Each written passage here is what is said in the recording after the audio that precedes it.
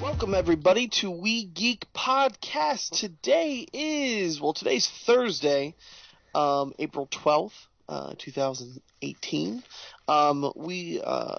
Episode 136 of We Geek Podcast. My name is Adam, joined by my good friend Logan. Hello. What up, man? How's your week been? You're talking to the idiot who, when one of the cooks at my pizza place left, said, I'll take all his shifts. Oh, no.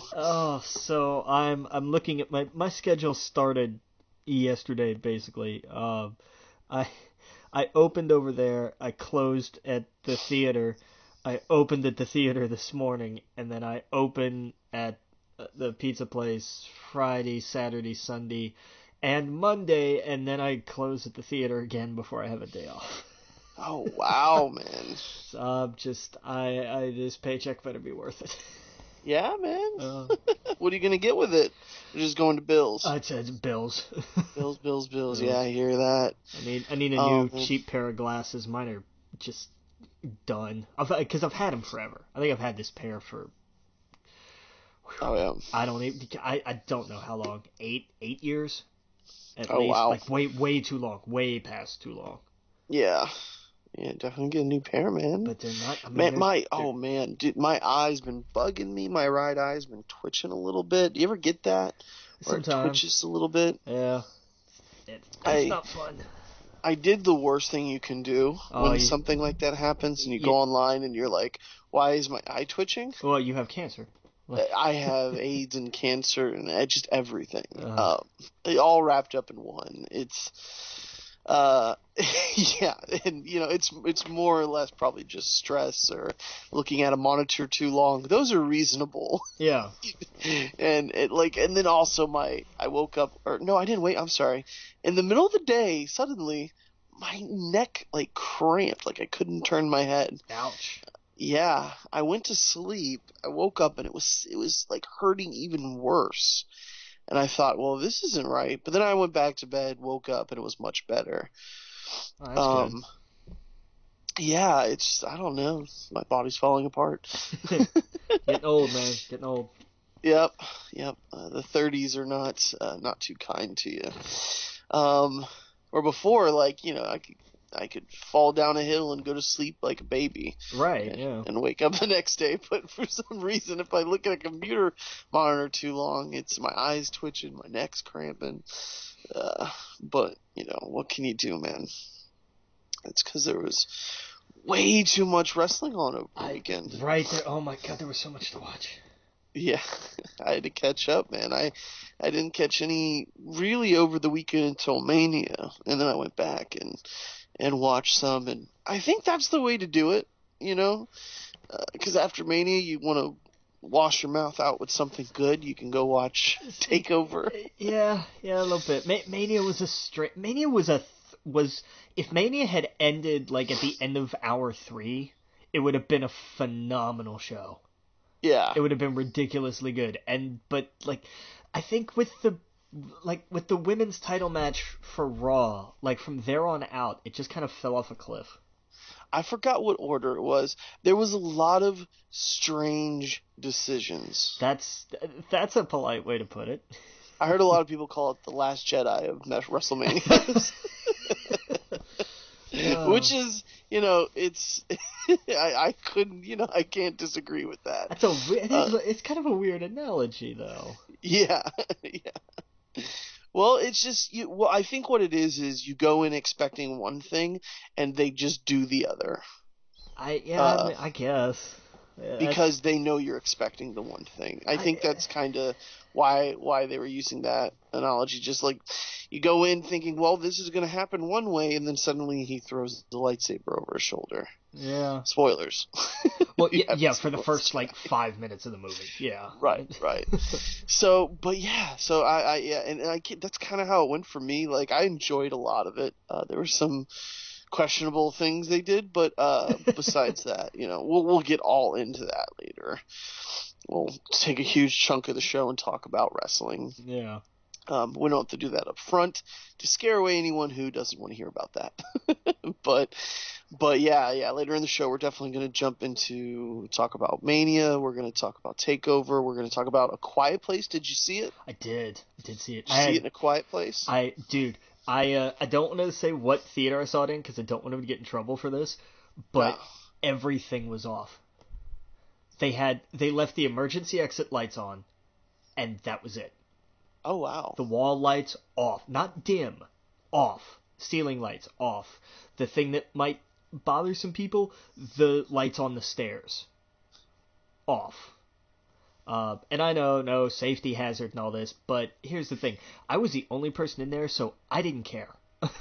Oh, yeah. I was the only person in the middle of a big pitch black theater watching a scary movie. I was in heaven. Was this on purpose or? No, it just happened that way. Like I think the lighting was on purpose.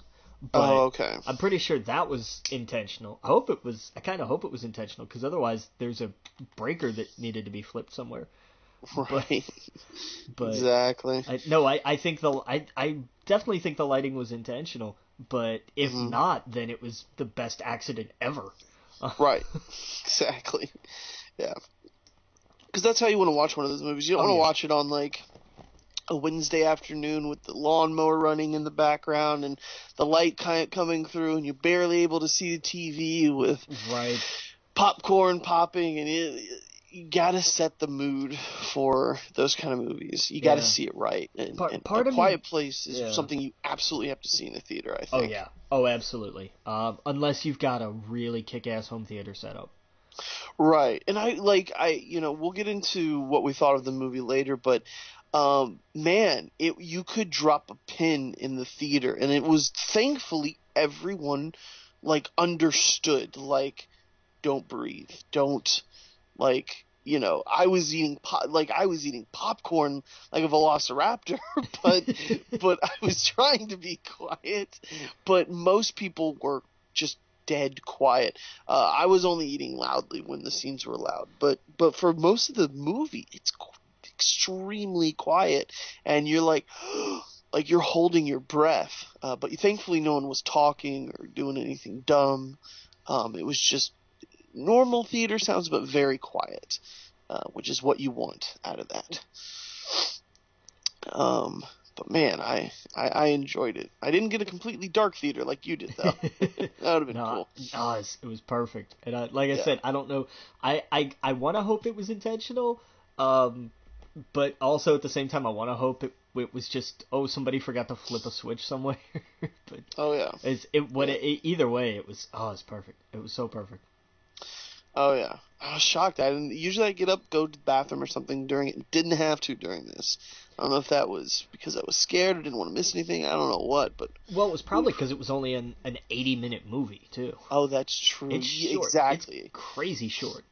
It wasn't, 3 hours of Ready Player One, as much as I love Ready Player One. But it's a long movie. It is. That's fair. I had to go to the bathroom during that one. I was like, all right, I gotta do that or get a catheter or something. It is 2.5.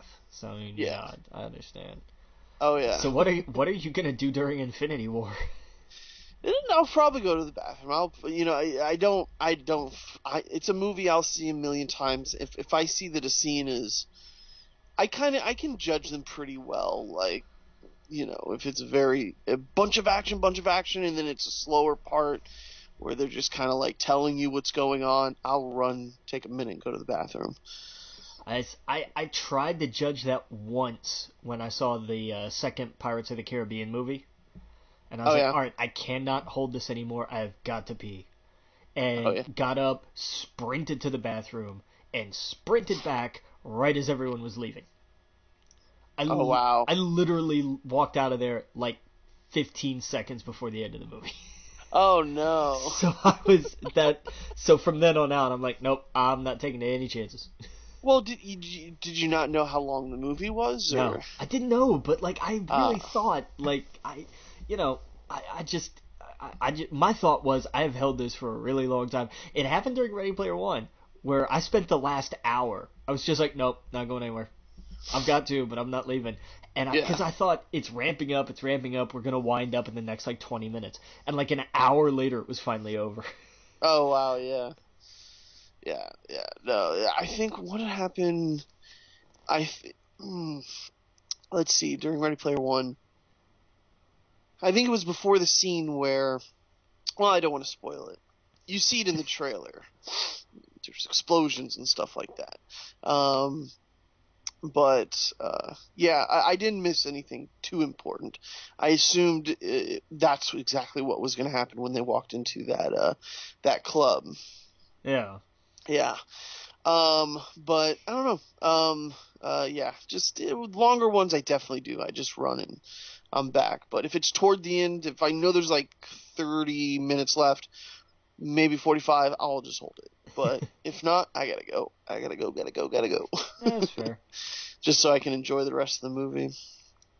Um, but yeah, man. So, yeah. I mean, that's all I kind of did this week. I I haven't touched my PlayStation really. I've been playing some WoW with one of my buddies. Moved to California, and he doesn't know anyone there or anything, so he's just like, "Ah, I got back into WoW," and I was like, "Oh, hey, I can do that because I never finished the last expansion." So I've been playing with that with him, so that's been fun.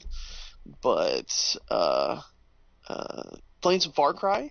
Only did about an hour or so. But did you ever beat the game? Not yet. I'm working on it. Okay. There's a lot, and like I'm intention. This is a weird game for me because I enjoy intentionally taking detours. A Oh lot, yeah. like so many games like this, a lot of open world games. I'm very, let me main quest up until either you get that notification of like you've hit the point of no return, Right. or you play through and then it's like, and then we're just gonna drop you back in here to finish up.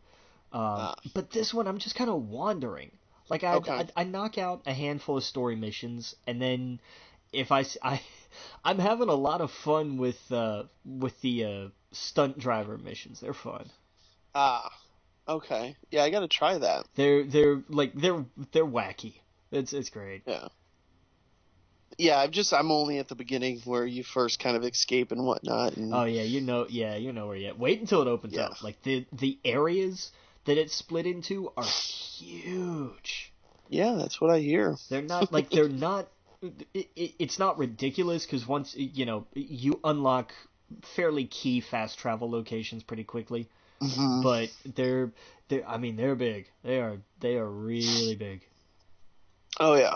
Yeah. Yeah, I'm definitely gonna jump more into it. It's just I don't know, man. I don't know what I get just pulled in a million different directions because I wanted to jump into Far Cry, and I was like, and then that's when my buddy was like, I'm playing WoW, and I was like, oh, okay, I'll go do that. And then it was like 4 hours later. I was like, all right. And then work, man. I just so much overtime. I've been working the last few weeks. So that's really all I've been doing. Um, what else did I try? Oh yeah, I tried this new game called Radical Heights.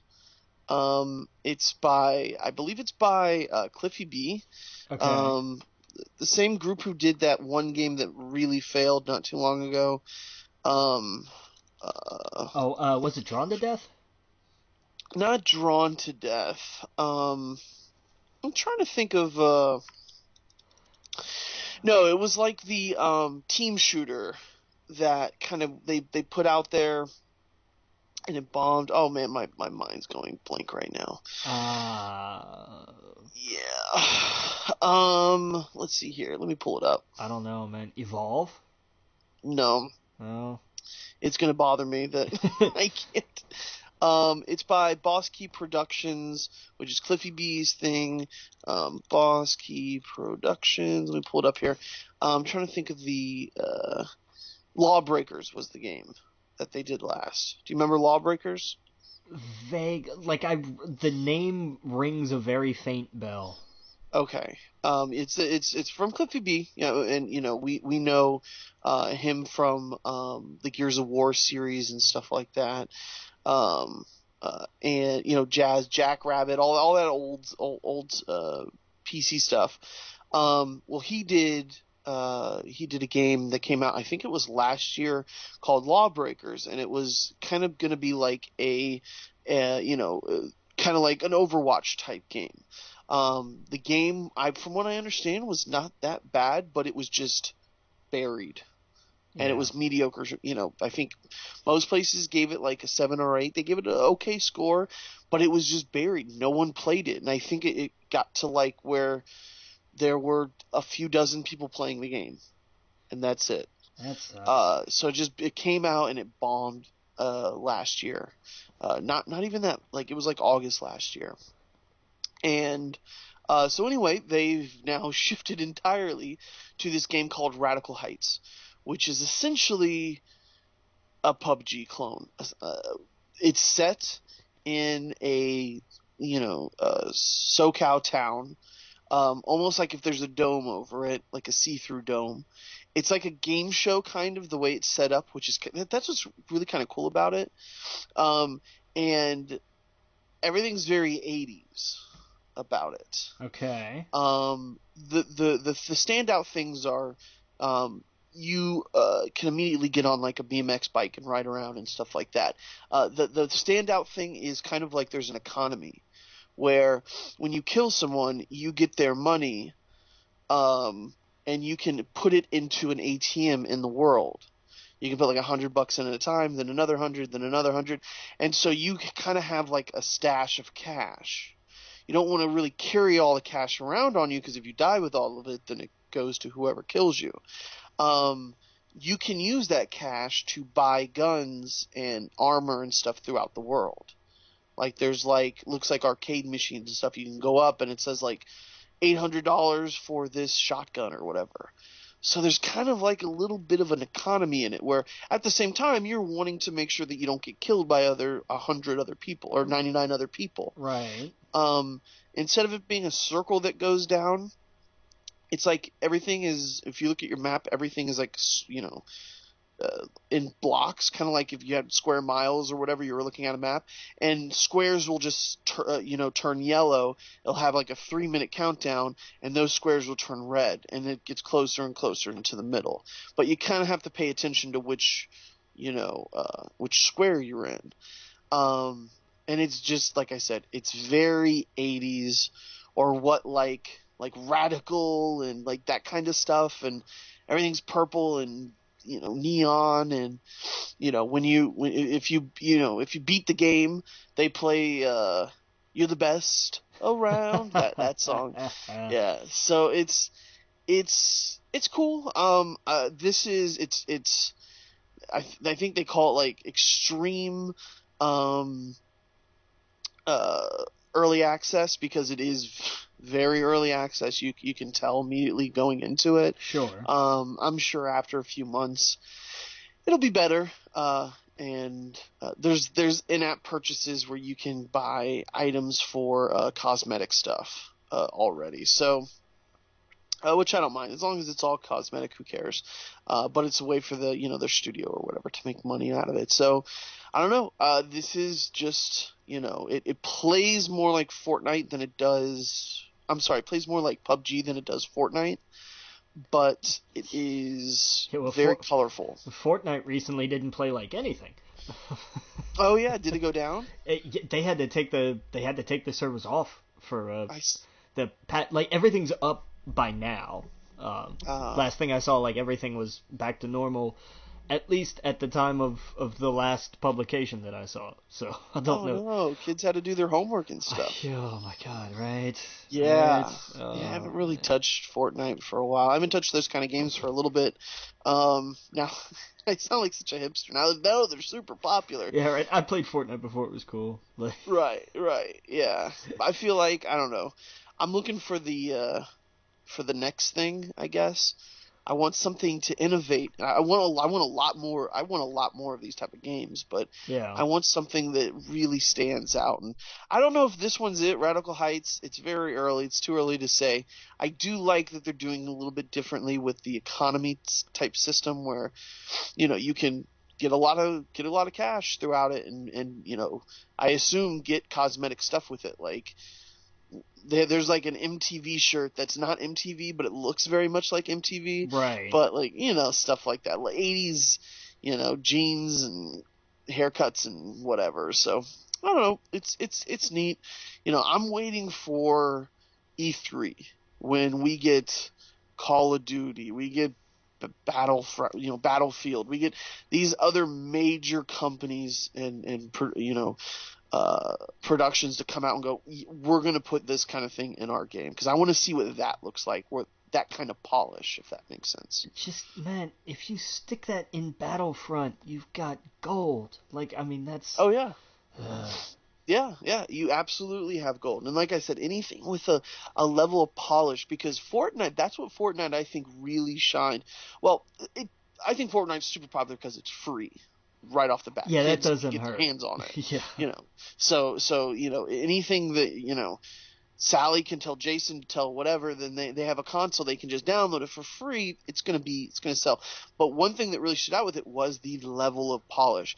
It took PUBG a while to start running good and start looking really good, because for a while there it did not. I think even when I saw it for the first time, I'm like, that game looks kind of shitty. It looks like a mod. But it took a while for it to actually run smoothly. Where this, you could tell it's rough around the edges, but I imagine in a few months it'll be smooth. I want, man, like we were talking about, I want Battlefront, Battlefield, Call of Duty. I want to see their level of polish with something like that. Yeah. But we'll see. I'm sure that's all going to be the next few years. We're going to get bombarded with it, and then we'll be like, well, we've had enough. Let's see what else is out there. Yeah, I think it'll take a year. Yeah. Because I mean, at the rate that they absorb everything, and they're just like, we have to crank out our own version, but we're gonna be oversaturated in a year, and then by 2 years, we're just gonna be like, can we please, for the love of God, make something else now? Right. Well, man, I want like how PlayStation had PlayStation All Stars. Yeah. Give me a PlayStation All Stars, but a PUBG version of it, where you got Kratos and you got all these other PlayStation characters. Nintendo could totally do this. Nintendo has Smash. Like, I mean, they're not gonna do like a PUBG. Well, I'm gonna say they're not gonna do that, and then I think XCOM with Mario and Rabbids. Yes. So who knows? They just Nintendo has chased every genre just as well. And it's been the weird ones that work. Right? Yeah. No. Smash Bros is weird and it works, and it's one of the marquee players at those tournaments, at those fighting game tournaments. So like. I'm surprised they haven't done a MOBA. Like, to me, a Nintendo MOBA just makes perfect sense.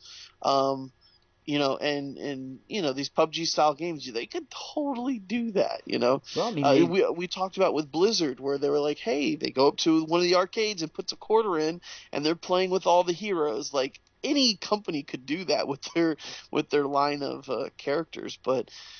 I don't know. It'd be interesting.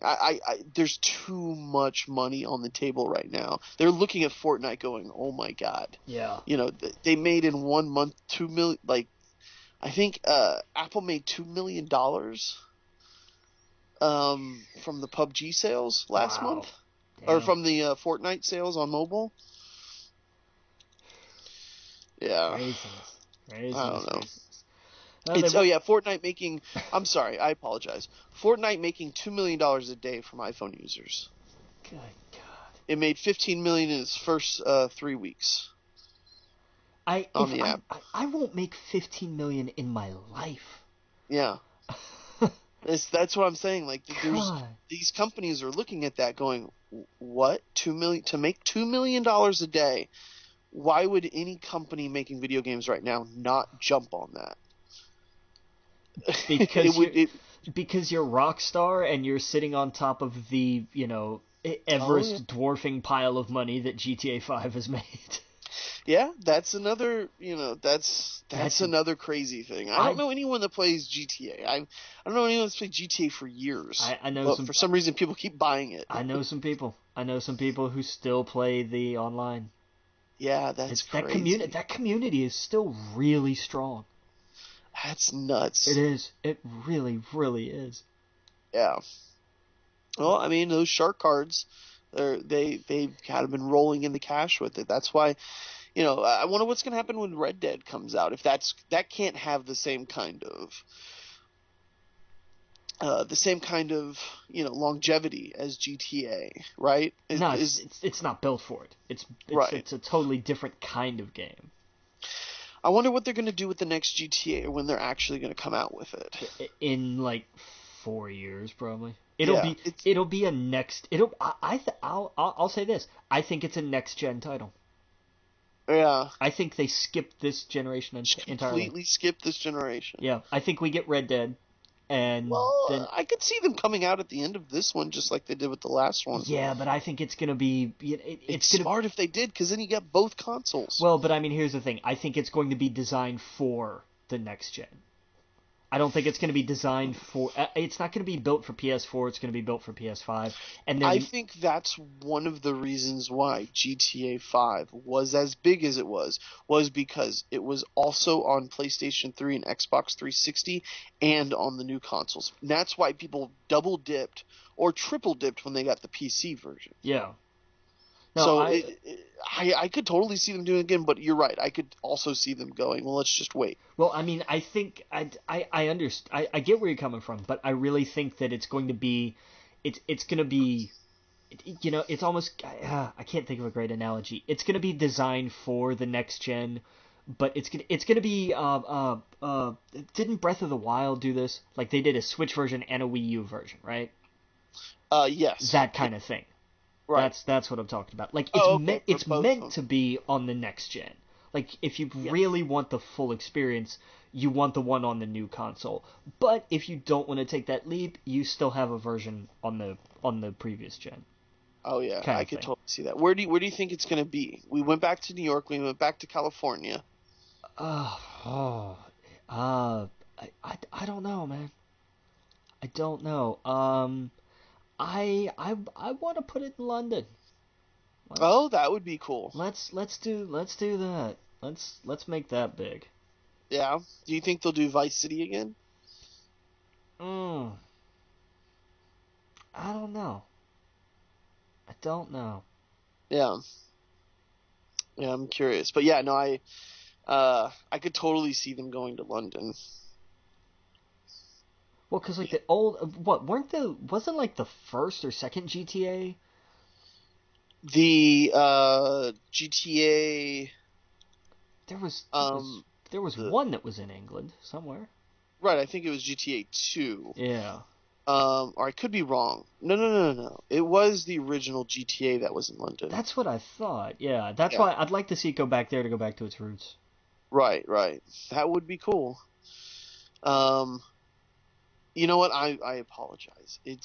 There's Grand Theft Auto, then there's Grand Theft Auto London 1969. Okay, now we're talking. Yeah, the original Grand Theft Auto just looks like kind of like a New York City kind of game. Yeah. Then it's the 1969 one. I remember that one. I remember the looking at the cover of it. And then there's Grand Theft Auto 2, which I'm not sure where that one was at. But though, of course, those are all the top-down ones. Right. And then, but yeah, I do remember seeing the London 1969. That would be neat. Oh yeah, that looks cool. That'd be neat. Would you set it in the 60s? No, no, I don't think so. I don't. Modern day? Yeah, Have all the soccer hooligans and everything there? I think you could have a ton of fun with that. Oh yeah, absolutely.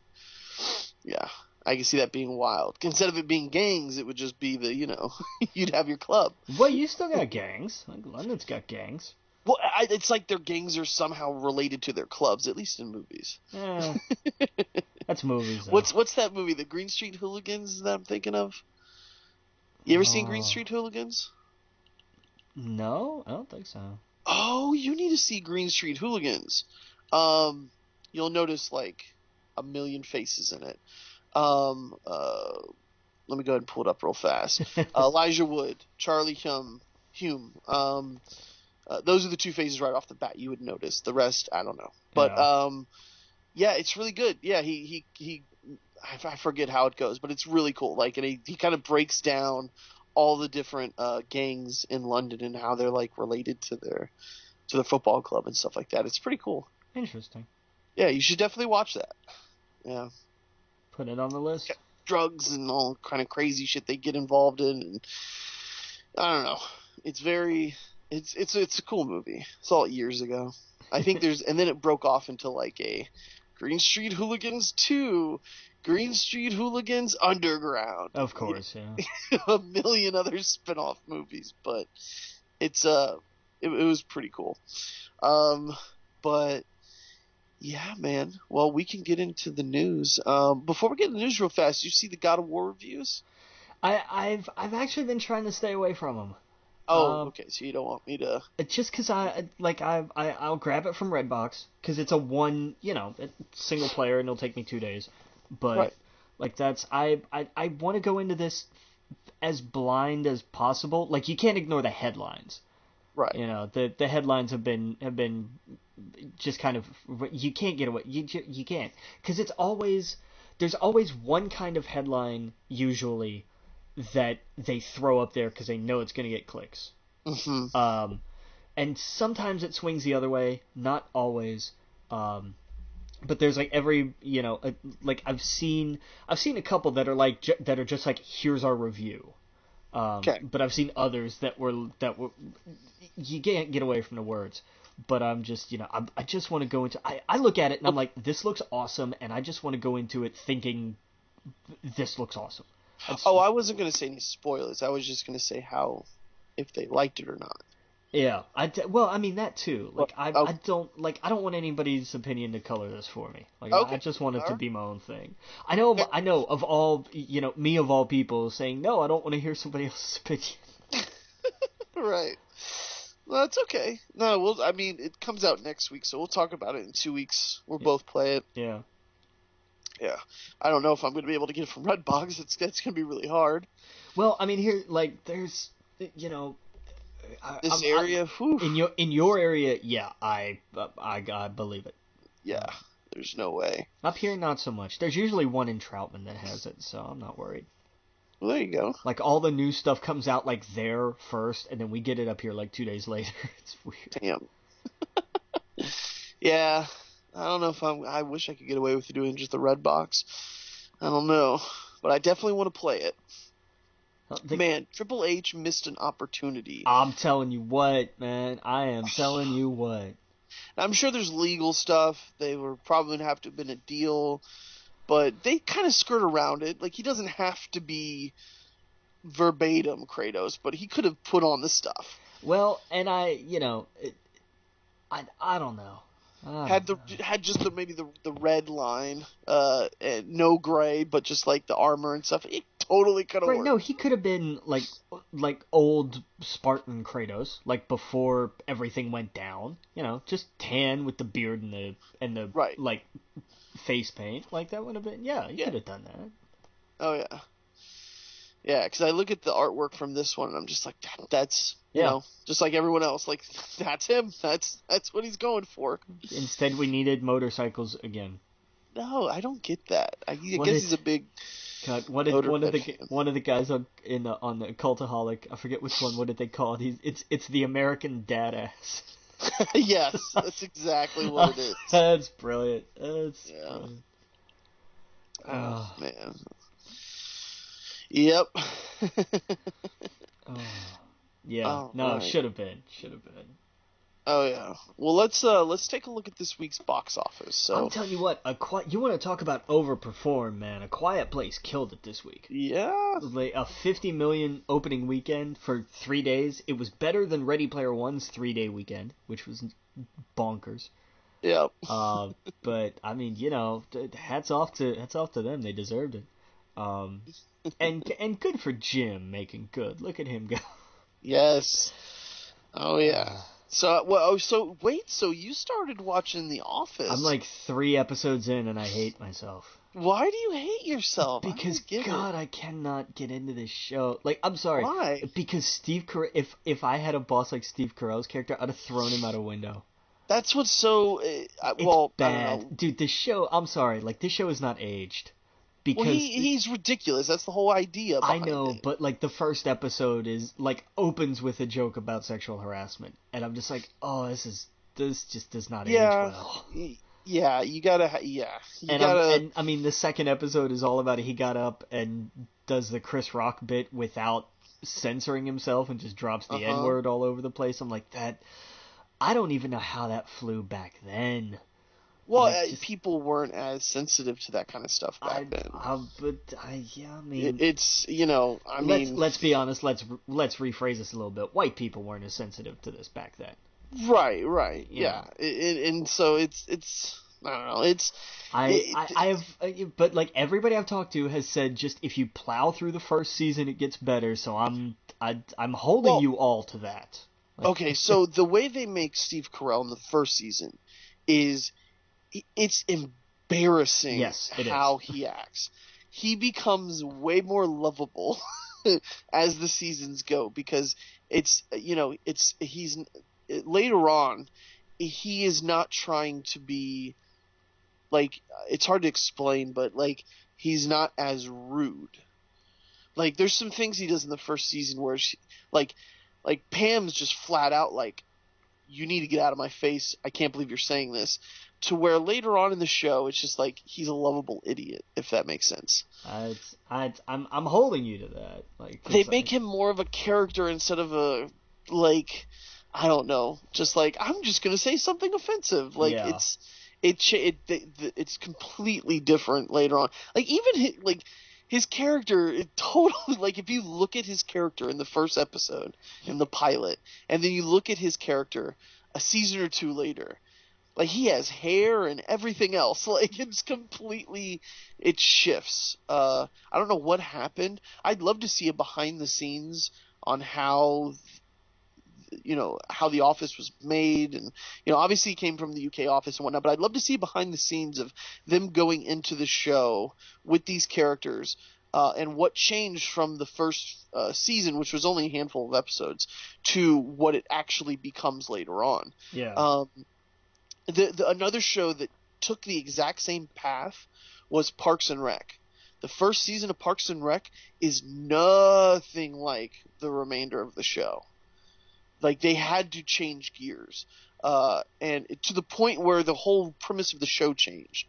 Like where Andy became a much bigger character, and so on and so forth. Like it's I don't know. I'm curious. I want to see a behind the scenes of a show about being behind the scenes, you know, which is kind of funny in itself. But yeah, I'm curious. If you do actually stick through it, I'm curious how you think the next few seasons are compared to the first one. Because the first one they kind of throw everything up front, like they put all that stuff up in the first few episodes, and then the next season you start getting way more into the Pam and the Jim and Dwight kind of he's fucking crazy. I will say this. Dwight, I understand. Like What? no, I'm serious. Because just for as a character, like he has immediate consistency. Like, Oh, okay, I get like what you're saying. I'm yeah. like, what? Well, and to a point, I understand him too. Oh my god, he is. I'm just, it's like, all right, so who can I fire? Like, Right. as soon as he doesn't actually get authority, his first impulse is, who do I fire? I understand that. I completely agree with that impulse. I really do. Yeah, But Dwight's great. yeah, You're absolutely right. The moment he gets an ounce of any sort of make believe power, he goes crazy with yeah, it, and it's so funny. Him and Jim, they're uh, just their relationship throughout the show. It is so well done. It's so good. Oh man, you got me rewatching it now. I watched about 3 episodes the other day too, so I'm gonna watch them with you alongside. So maybe every week we could talk a little bit about our journey through The Office. And it grows a little bit more on you. I will just because everybody says the same thing about it. Yeah. I'll stick with it. But Have you ever had an office environment with like? I don't think so. I've had more Okay. I've had a bunch of different Clerks environments. Really, that's pretty much Okay. been my life. Okay, okay. Because when The Office came out, I think it was like the year that I actually got an office job where it was 9 to 5. I was in an office, almost identical to what these people are doing with their sales calls or their, whatever they were doing. It was maybe just at a time in my life where I was like, I could totally relate to this because there is the guy who is super strict by the rules, and if he got an ounce of power, he'd fire you. There is the boss that is completely off the deep end, and you have no idea how he got as high as he did. You know what I mean? There's all these there's all these different characters I could totally relate to some part of them. Just wait until they get into Creed. I don't know if Creed's done anything yet, but Creed's crazy. So it's interesting. But anyway, yeah. So I don't know if that has anything to do with it or that's why I loved it so much. But man, it gets really funny. So I hope you end up liking it later on, like everyone's been telling you. We'll see. We'll see. Yeah. We'll see. So anyway, so yeah, Quiet Place. So yeah, no, Jim, man, he started it. Obviously, he directed it. He wrote it too. Correct? Yes, he was part of the writing team on it. That's crazy, man. So Yeah. many eyes on him now. And worked. What was really great was seeing a brief snippet of, I think it was on IGN. He was talking about when he went to ILM and said I have some ideas. Yeah. And the vibe he got back was kind of like, well, okay, the way this goes is you tell us what we want and we do it. And he just kind of went, oh, I really don't know. I was hoping you could help me with that. And it flipped everybody's mind because they were like, wait, you want to collaborate? And he was like, wow. Well, yeah. And they were like, okay, well, yeah, let's do that. Yeah. Oh yeah. Yeah, I heard him on the IGN the UK podcast. Okay. Their UK podcast is kind of now become their movie and television podcast, where that's where they kind of stick to. They don't really talk about video games on it. And so they actually had him on for an interview, and he talked about specifically scenes in the movie that kind of reminded him of Jurassic Park and and other certain films that he's watched as a kid, because they ask him like, well, did you get influence from this? And he's like, I got influence from everything, and I'm not afraid to admit that, yes, of course I did. Yeah. And he was saying like how scenes he didn't think would come out like that, but what other way could they have done that? And so it was really cool to hear him kind of him work out the process and tell the person interviewing him the process that he went through, and they would change things on set because they were like, this would make more sense if we did it this way. And because the movie, and this isn't really spoiling anything, obviously they have to be quiet, and the way they use the lighting in the movie and stuff like that, and it was just, there's these scenes, and those scenes really do stick out to me where the light switches and it goes from one color to another. Yeah. And you're just like, you get this feeling and the tension, and you could tell he pulls things from Aliens, from Jurassic Park, from all these kind of movies with just kids and creatures or whatever, and it's done so well. And I've a million people have made this joke, but dude, comedians are making the best horror movies. You're not wrong. Yeah, it's crazy, and there's been rumors that him and his wife are up for the role of Mr. Fantastic in the Marvel universe, and I'm two sides of that. What happened was somebody mentioned something, somebody somehow talked about Marvel movies, right? And he brought up the idea of he and her playing right. the Reed and Sue. Oh yeah, and he talks in the interview. He goes actually into full detail about. I really recommend anyone listening go listen to it because actually he talks about The Office. He talks about talking to Ricky. What's his name? Ricky Gervais. Yeah, so I'm gonna butcher it, but yeah, he talks to him about The Office and like, do you prefer the America and the UK? So they get into that, and it's kind of funny. But they also talk about, oh man, I just lost my train of thought. They also talk about him being Captain America because he was so high in the picking Yeah, that's that right. I forgot. What happened? No, I was gonna say that's right. I forgot he was up for that. Yeah, they had him so high up that he was trying on the suit. Chris Hemsworth was there as Thor, and he was very intimidating. He said, he's like, okay, well, I guess I'll take this off. But that's how high up he was, close to getting it, and they gave it to Chris Evans. And he talked about, he would love to be in the Marvel universe. Like, who would not? And I'm of two minds of that. I'd love to see him. I think him and Emily Blunt would be perfect for Mr. and Mrs. Fantastic. That would be such a get for them. But at the same time, I kind of want to see what he can do creatively with other movies. Yeah. It would kind of suck to see him tied up in the Marvel Cinematic Universe and not him create another type of movie like A Quiet Place or whatever he could think of, because this was so good. You know what I mean? Yeah. It's kind of like the Ben Affleck thing.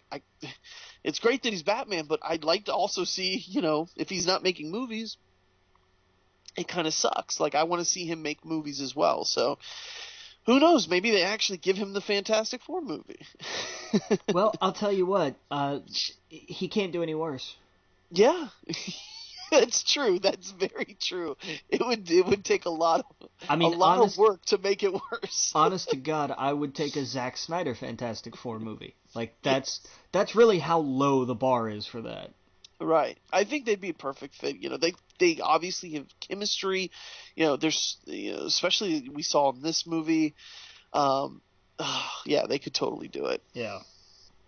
But yeah, man, I thought it was great. We'll talk about it more in detail later, but yeah, I thought it was really good. And 50 million, whew. That's a big. I mean, that's a big weekend for any movie. But yeah. For pretty much any movie. But for a movie like this, are you kidding me? Good God. Oh yeah. For a horror film, come on. Yeah. Right. Yeesh. Ready Player One at a little over 24.5. Good, solid second weekend for it. Yep. It probably, as of today, has probably cleared 100 million domestic, which by itself is not really an impressive total given how much this thing cost. Right. But God, that overseas number is insane. Like, it just keeps making money. Yeah. Well, I heard Kevin Smith talk about this, and they were giving Spielberg of all people a lot of shit about this, and he's like, you can't just think. He's like, you got to think of it like the guy who came out with Jurassic Park and E.T. and Indiana Jones. He goes, he was doing this before anyone else was. Yeah. Like now we live in a day and age where there is a billion-dollar blockbuster every other week. Yeah, exactly. Yeah, so it's so unfair to compare it to, like, well, it's not doing what Jurassic Park did, it's not doing what E.T. did. It's like, well, of course it's not, because how many other screens do people have in front of their face right now, ingesting all of this other content that they could be doing, so I mean, look at this. Look at the first 6 months of this year alone. Black Panther, Ready Player One, Avengers. That's just three. There's one for pretty much each month. Star Wars bled over into January. You've got Avengers, Deadpool, and another Star Wars movie within a month of each other. Mm-hmm. Like, that's 4 weeks. So I don't know, like, that's 4 weeks. It's 3 of Avengers, 1 of Deadpool, 1 of Star Wars. And then you've got a Pixar movie, and you've got the next Jurassic World movie, and then you've got another Marvel movie in July. Like, I Yep. mean, that's why. Yep. You know, I'm sorry. I want this bubble to burst. Yeah. I want big budget movies to stop making money because I want studios to be it's because it's the only way we're going to go back to more good mid-range budget movies. Mhm. It's the only way. You can't talk a studio out of it because they're making money and they'd be stupid not to keep making money. And I get Yep. that. But the only way that we go back to the time of Indiana Jones, the time of the original Star Wars, where you would have one spectacle movie. You would have one thing that was daring to reach and Right. say, no, we're going to sink money into this. Jurassic Park made a ton of money because it was ambitious in an era where there wasn't that kind of ambition. Right. Now it really is every other week. You It's know, every other week. I Yep. mean, look at Rampage. Rampage, which by the way, I will guarantee you is going to tank, Mhm. is incredibly ambitious, but it's Yep. not going to pay off. Right. And, And it's not just that, it's everything else. It's PlayStations and Xboxes and all this other shit that people have yeah, and they can consume with Hulu and Netflix and HBO and you know so many people I know just don't go to the theater anymore. yeah. I've tried to convince you should go see this movie. Well, I'll wait for it. I've just so many of my friends have kind of gone away from. They just don't want to deal with it. The prices of the tickets are going up. The prices of the concessions are going up. Yeah. And the world just doesn't seem too safe right now to go out and to do stuff. I totally see why. No, and I get it. And that's the problem is that the big chains like I think every theater company posted a loss last year. Oh wow. And some in some fairly big numbers. Yeah. And I didn't know IMAX lost a ton of money last year. I keep forgetting they're like their own company. I always forget that. But I mean the thing is, so what they do, well, everybody's running away to streaming services. Well, then we're gonna have to raise our ticket prices. That's gonna push more people away. Like, Right. and we have so many people bring their own popcorn. It's incredible. Oh yeah. No, I clean. I can't imagine there is an empty purse. There's not one purse that goes in that theater that doesn't have Man, their own candy or popcorn or I steak. dude, you don't even know. You don't even know. And I yelled at a dude the other day. This was like 2 weeks ago. And it was hilarious because he had he dropped the bag of chips he was trying to bring in, and it went everywhere. Oh wow. I don't know how that happened. Like, I mean, it was just a store bag of chips. It was a bag of Lay's What? potato chips that he was trying to bring in. Like, he had it like kind of tucked under his jacket, and it wasn't like he didn't look suspicious or anything.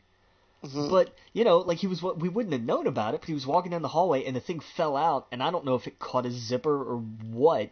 But as Right. soon as it hit the floor, man, it went everywhere. And I was coming out of a theater and saw this happen. And these three guys are just standing there, and they're looking down at this, and they look up at me, and I looked over at them, and I went, "Did you guys? What did you do? Yeah. I'm not even. I don't care. Go see your movie, but tell me what you did." And Yeah. he's like, "Well, I brought it in under my coat," and I said, "Did none of you have girlfriends? Nobody that you can bring with you that has a purse? Seriously?" Right. And they Right. just kind of looked at me like I wasn't yelling at them for bringing in outside food. I was yelling at them for doing it badly.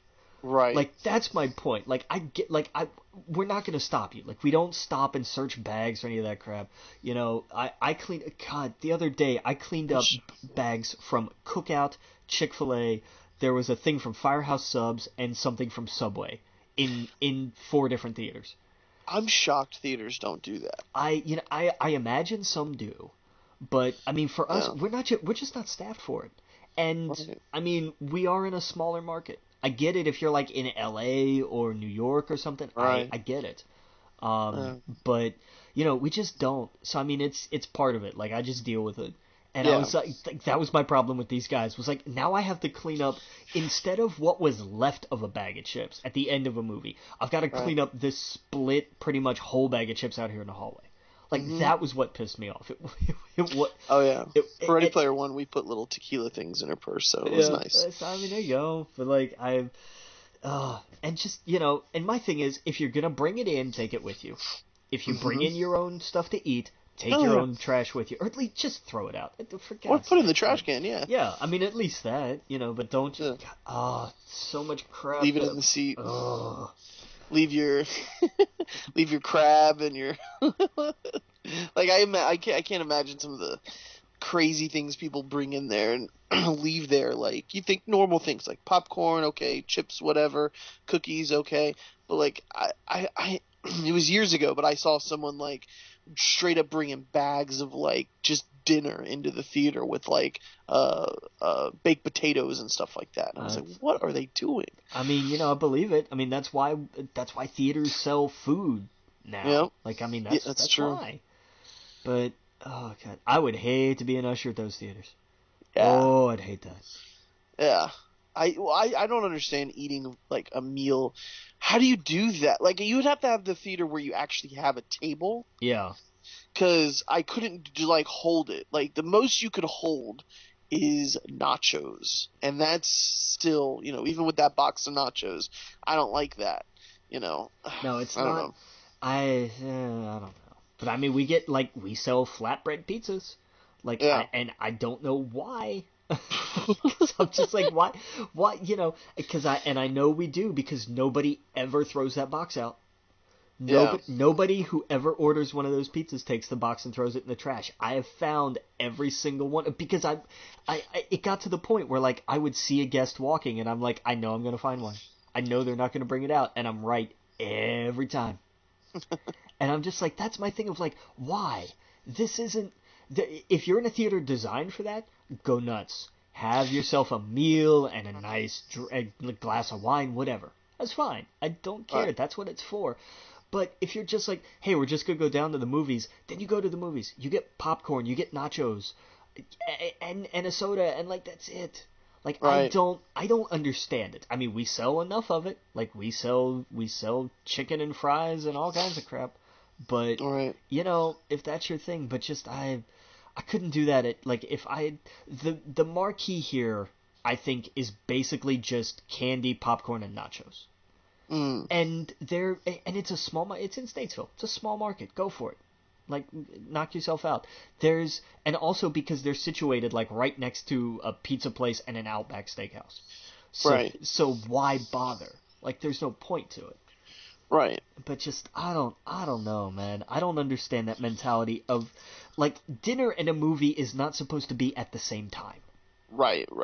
That's, I mean, it's just, I was talking to one of the guys at work about this the other day.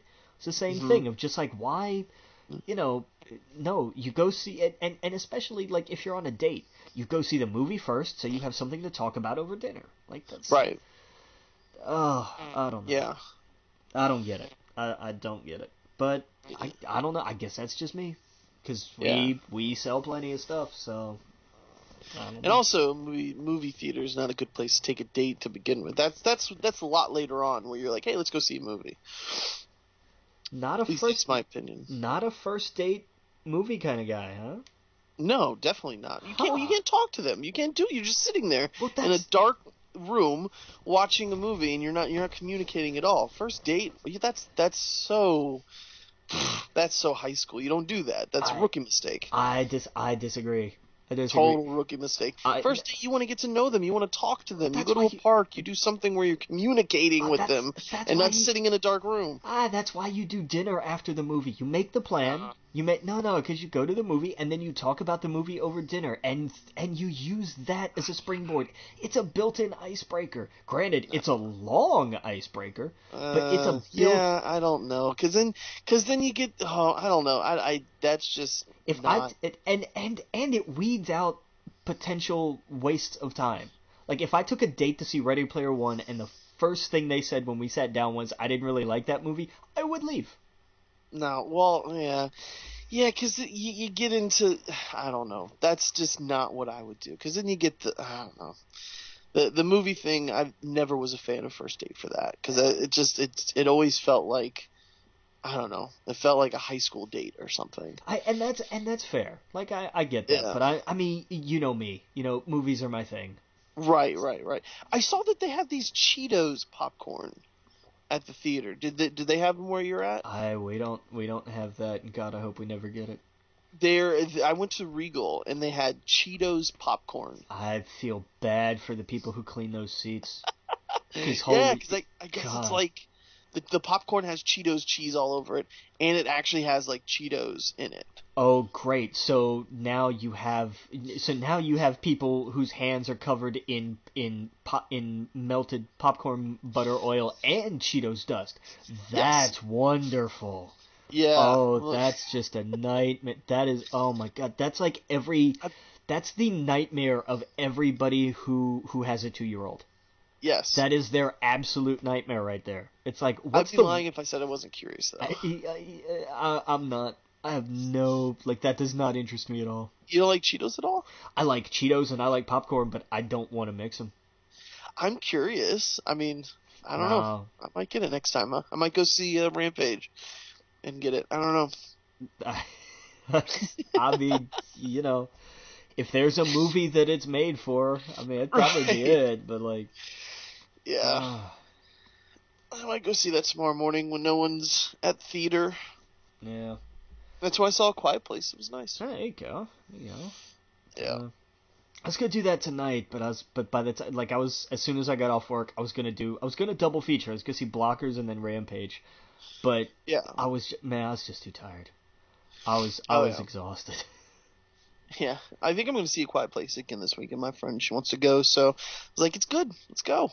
I'll see it again. Nice. But I don't know. I want to see Rampage in the morning just to kind of get it out of the way. Yeah, I don't think I want to be with a Rampage crowd. I Yeah. I No. No. just I No. just don't think it's gonna be a fun crowd to be in the middle of. I don't know. I'm going into Rampage as I went into Pacific Rim, just not really expecting much. I think that's fair. I think that's Yeah. that's totally fair. Yeah. Big Um, Gorilla and The Rock and yeah. and a That's, a flying flying wolf wolf. and a crocodile. Yeah, that's pretty much it. Right. Exactly. Ugh. But all right, where were we? We were. Blockers made 20.5 million. So, Oh yeah, maybe I'll go uh, see Blockers. I don't know. I don't know. I don't know who stars in that movie. Right. Um, Exactly. Black Panther made another almost 9 million. Finally beat Titanic, which is and that's where it's gonna stay. Just because the Yeah. gap between there and second is too much. Like, it's crazy. There's no way. Right. What's the second movie again? Avatar. Oh, that's right. Yeah. Yeah. And it's like an extra. It's what, like 80 million, I think, above where Black Panther is. Like, it doesn't have any time. Right. Right. Um, and Acrimony, fifth, actually, with about 8.4 million. So Okay. good for Tyler. Good for him. Yeah. I'm trying to think if there's anything that came out last week that's not up here, and I can't remember. Because I know there was something. It was A Quiet Place, Blockers, Chappaquiddick, but that was always going to be a smaller audience. Right. But so, and then this week, we got Rampage, and Truth or Dare was the one I kept forgetting for this week. Like, it was that same thing of, like, there's two movies that come out this week. There's Rampage and there's something else. I don't know what else. Um, Yeah. but I don't That. know. I'll give Truth or Dare a shot just because I was surprised how good Happy Death Day turned out. So I'll give it's from a lot of that same crew. So I'll take, not the cast, but like the producers and whatnot. So I'll give it a shot. Not expecting much, not at all, but I'll try it. Why not? Yeah. Yeah. I saw the trailer before Quiet Place, and I don't know. I'll It's wait. it's not a great trailer. They definitely could have done a less is more approach with that trailer. Well, they showed the whole thing in the trailer. Pretty much, yeah. Yeah. I'm like, oh, okay. You just gave me all the results. I know exactly how they're all going to happen. Pretty much, yeah. Yeah. So, I don't know. That'll be cool, though. And that's it. Yeah, just Rampage and Truth or Dare this week. And what is the next? The next big one is Avengers, right? Yeah, because next week is Super Troopers and Traffic and I Feel Pretty, and Right. neither of them is going to draw a big crowd at all. Right. Not even Super Troopers. It'll draw its crowd, but it's a fairly niche crowd. That'll be the one I see next Yeah. week. Yeah. And that'll be, it'll be fine. It's on 420. I'm not looking forward to the night before, but it'll be what it'll be. Why not the night before? Because everybody's, they're all gonna come for like the very last showing on Thursday night, stoned out of their minds just to get it out of the way. Gotcha. Because they're gonna expect it'll be the people who are like clever enough to think that everybody's gonna expect them to do it on Friday, so they're gonna do it late Thursday night and hope nobody notices. Yeah, just be safe. I don't like driving around on 420. Just like I don't like driving around on any day where, Cinco de Mayo and stuff Cinco de like Mayo, that. St. Patrick's Day, none of that. No. Exactly. Like, be responsible. Do your thing. Do your thing. Right. Have a designated driver, and for the love of God, don't ask him to stop at every single McDonald's for snacks. Not gonna happen. Right. Unless you're paying. That is the flip side of an old Jeff Foxworthy bit about being the designated driver. And if your passengers are really loaded, stop at every gas station, get out, pretend to pump a full tank, and make them pay. Oh, that's funny. Do this with stoners. Go through every drive-through, tell them that they've got to pay for their food, and then just drive off. Like, you don't even order. You just drive around the drive-through, stop at the end of it, get the money, and then go on to whatever's next. Yep. Oh, yeah.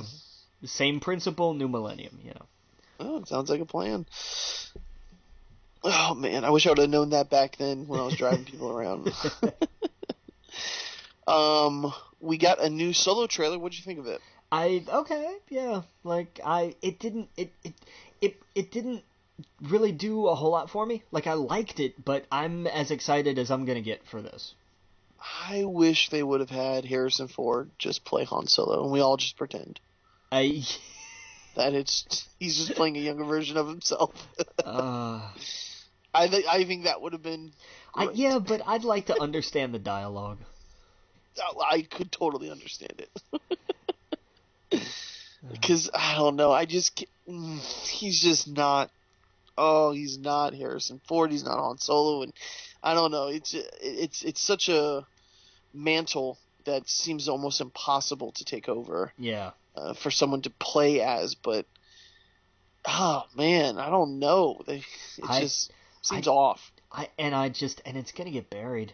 Because, I mean, it's 4 weeks after Infinity War. It's a week after Deadpool. Like, it's gonna get crushed. Right. It's not. It's the problem with this summer. Yeah. Like Infinity. I have no idea why they don't put this out in Christmas. It makes no sense. No, it doesn't. It would have had so much more room to breathe, and it would have felt like the last 2 years, like Christmas time, Star Wars time. Yeah. Just, I don't know. It's ridiculous. Woody Harrelson's rumored to play Carnage. Yeah. This is a terrible idea. Why do you think that? I can totally see that. I love Woody Harrelson, but he is not Carnage. No. It's just a bad idea. I mean, I don't know. I don't have any, like... Carnage. I don't know. Carnage is completely unhinged. Like, I mean, just absolutely. Like, imagine Heath Ledger's Joker, but with more blood and more laughter. Right. And well, it wasn't you're talking about Cassidy, right? Yeah. Yeah. I mean, I totally think Woody Harrelson could. I don't know. I think he's a good enough actor to play unhinged. I mean, don't get me wrong. I love Woody Harrelson, but I think his version of this is not going to be what it ought to be. Now, I will say that, and I will add this caveat: if it works for the movie, good for it. I mean, at the end of the day, that's all we need. Is if the story that they're telling works, and Woody Harrelson's Carnage is what works for the movie, great. I'm in. What help me out though. I mean, what do you know about this? Nothing. So what? Why would you? I guess I'm trying to understand what. I mean, this is just. It really is just fanboying. Like, oh, okay. Like what? Because I'm thinking, did they say that he was gonna play a certain kind of character, or? Well, I mean, it's just because the whole point of Carnage is that he's just an absolute maniac, and Yeah, but I could totally see Woody Harrelson playing a maniac. I don't know. I don't know. Woody Harrelson's bald right now, right? Yeah, and I mean old. I mean that's and not to sound like I'm being ageist or anything, but I mean if you're, this is, I don't know. I don't know. I don't like this idea. I don't. Yeah. I hope it's just like, hey, they've got Woody Harrelson, and we know somebody's probably gonna play Carnage, so and then they just slap these two together without this actually being true. Yeah. I would give me Dane DeHaan. Let him take another crack at this, because what he did in Chronicle was great, and I know that's why they gave him Goblin in Amazing Spider-Man 2. Mm-hmm. He could be Cassidy. He could do Carnage tremendously well. Yeah. I could absolutely see him doing the right kind of just completely unhinged lunatic. Like I'd believe that. Yeah. Yeah, he was definitely crazy in that movie. Yeah. But we'll see. We're gonna get Harrelson in Solo too, so that should be interesting. Yeah, hopefully he's not playing an unhinged maniac.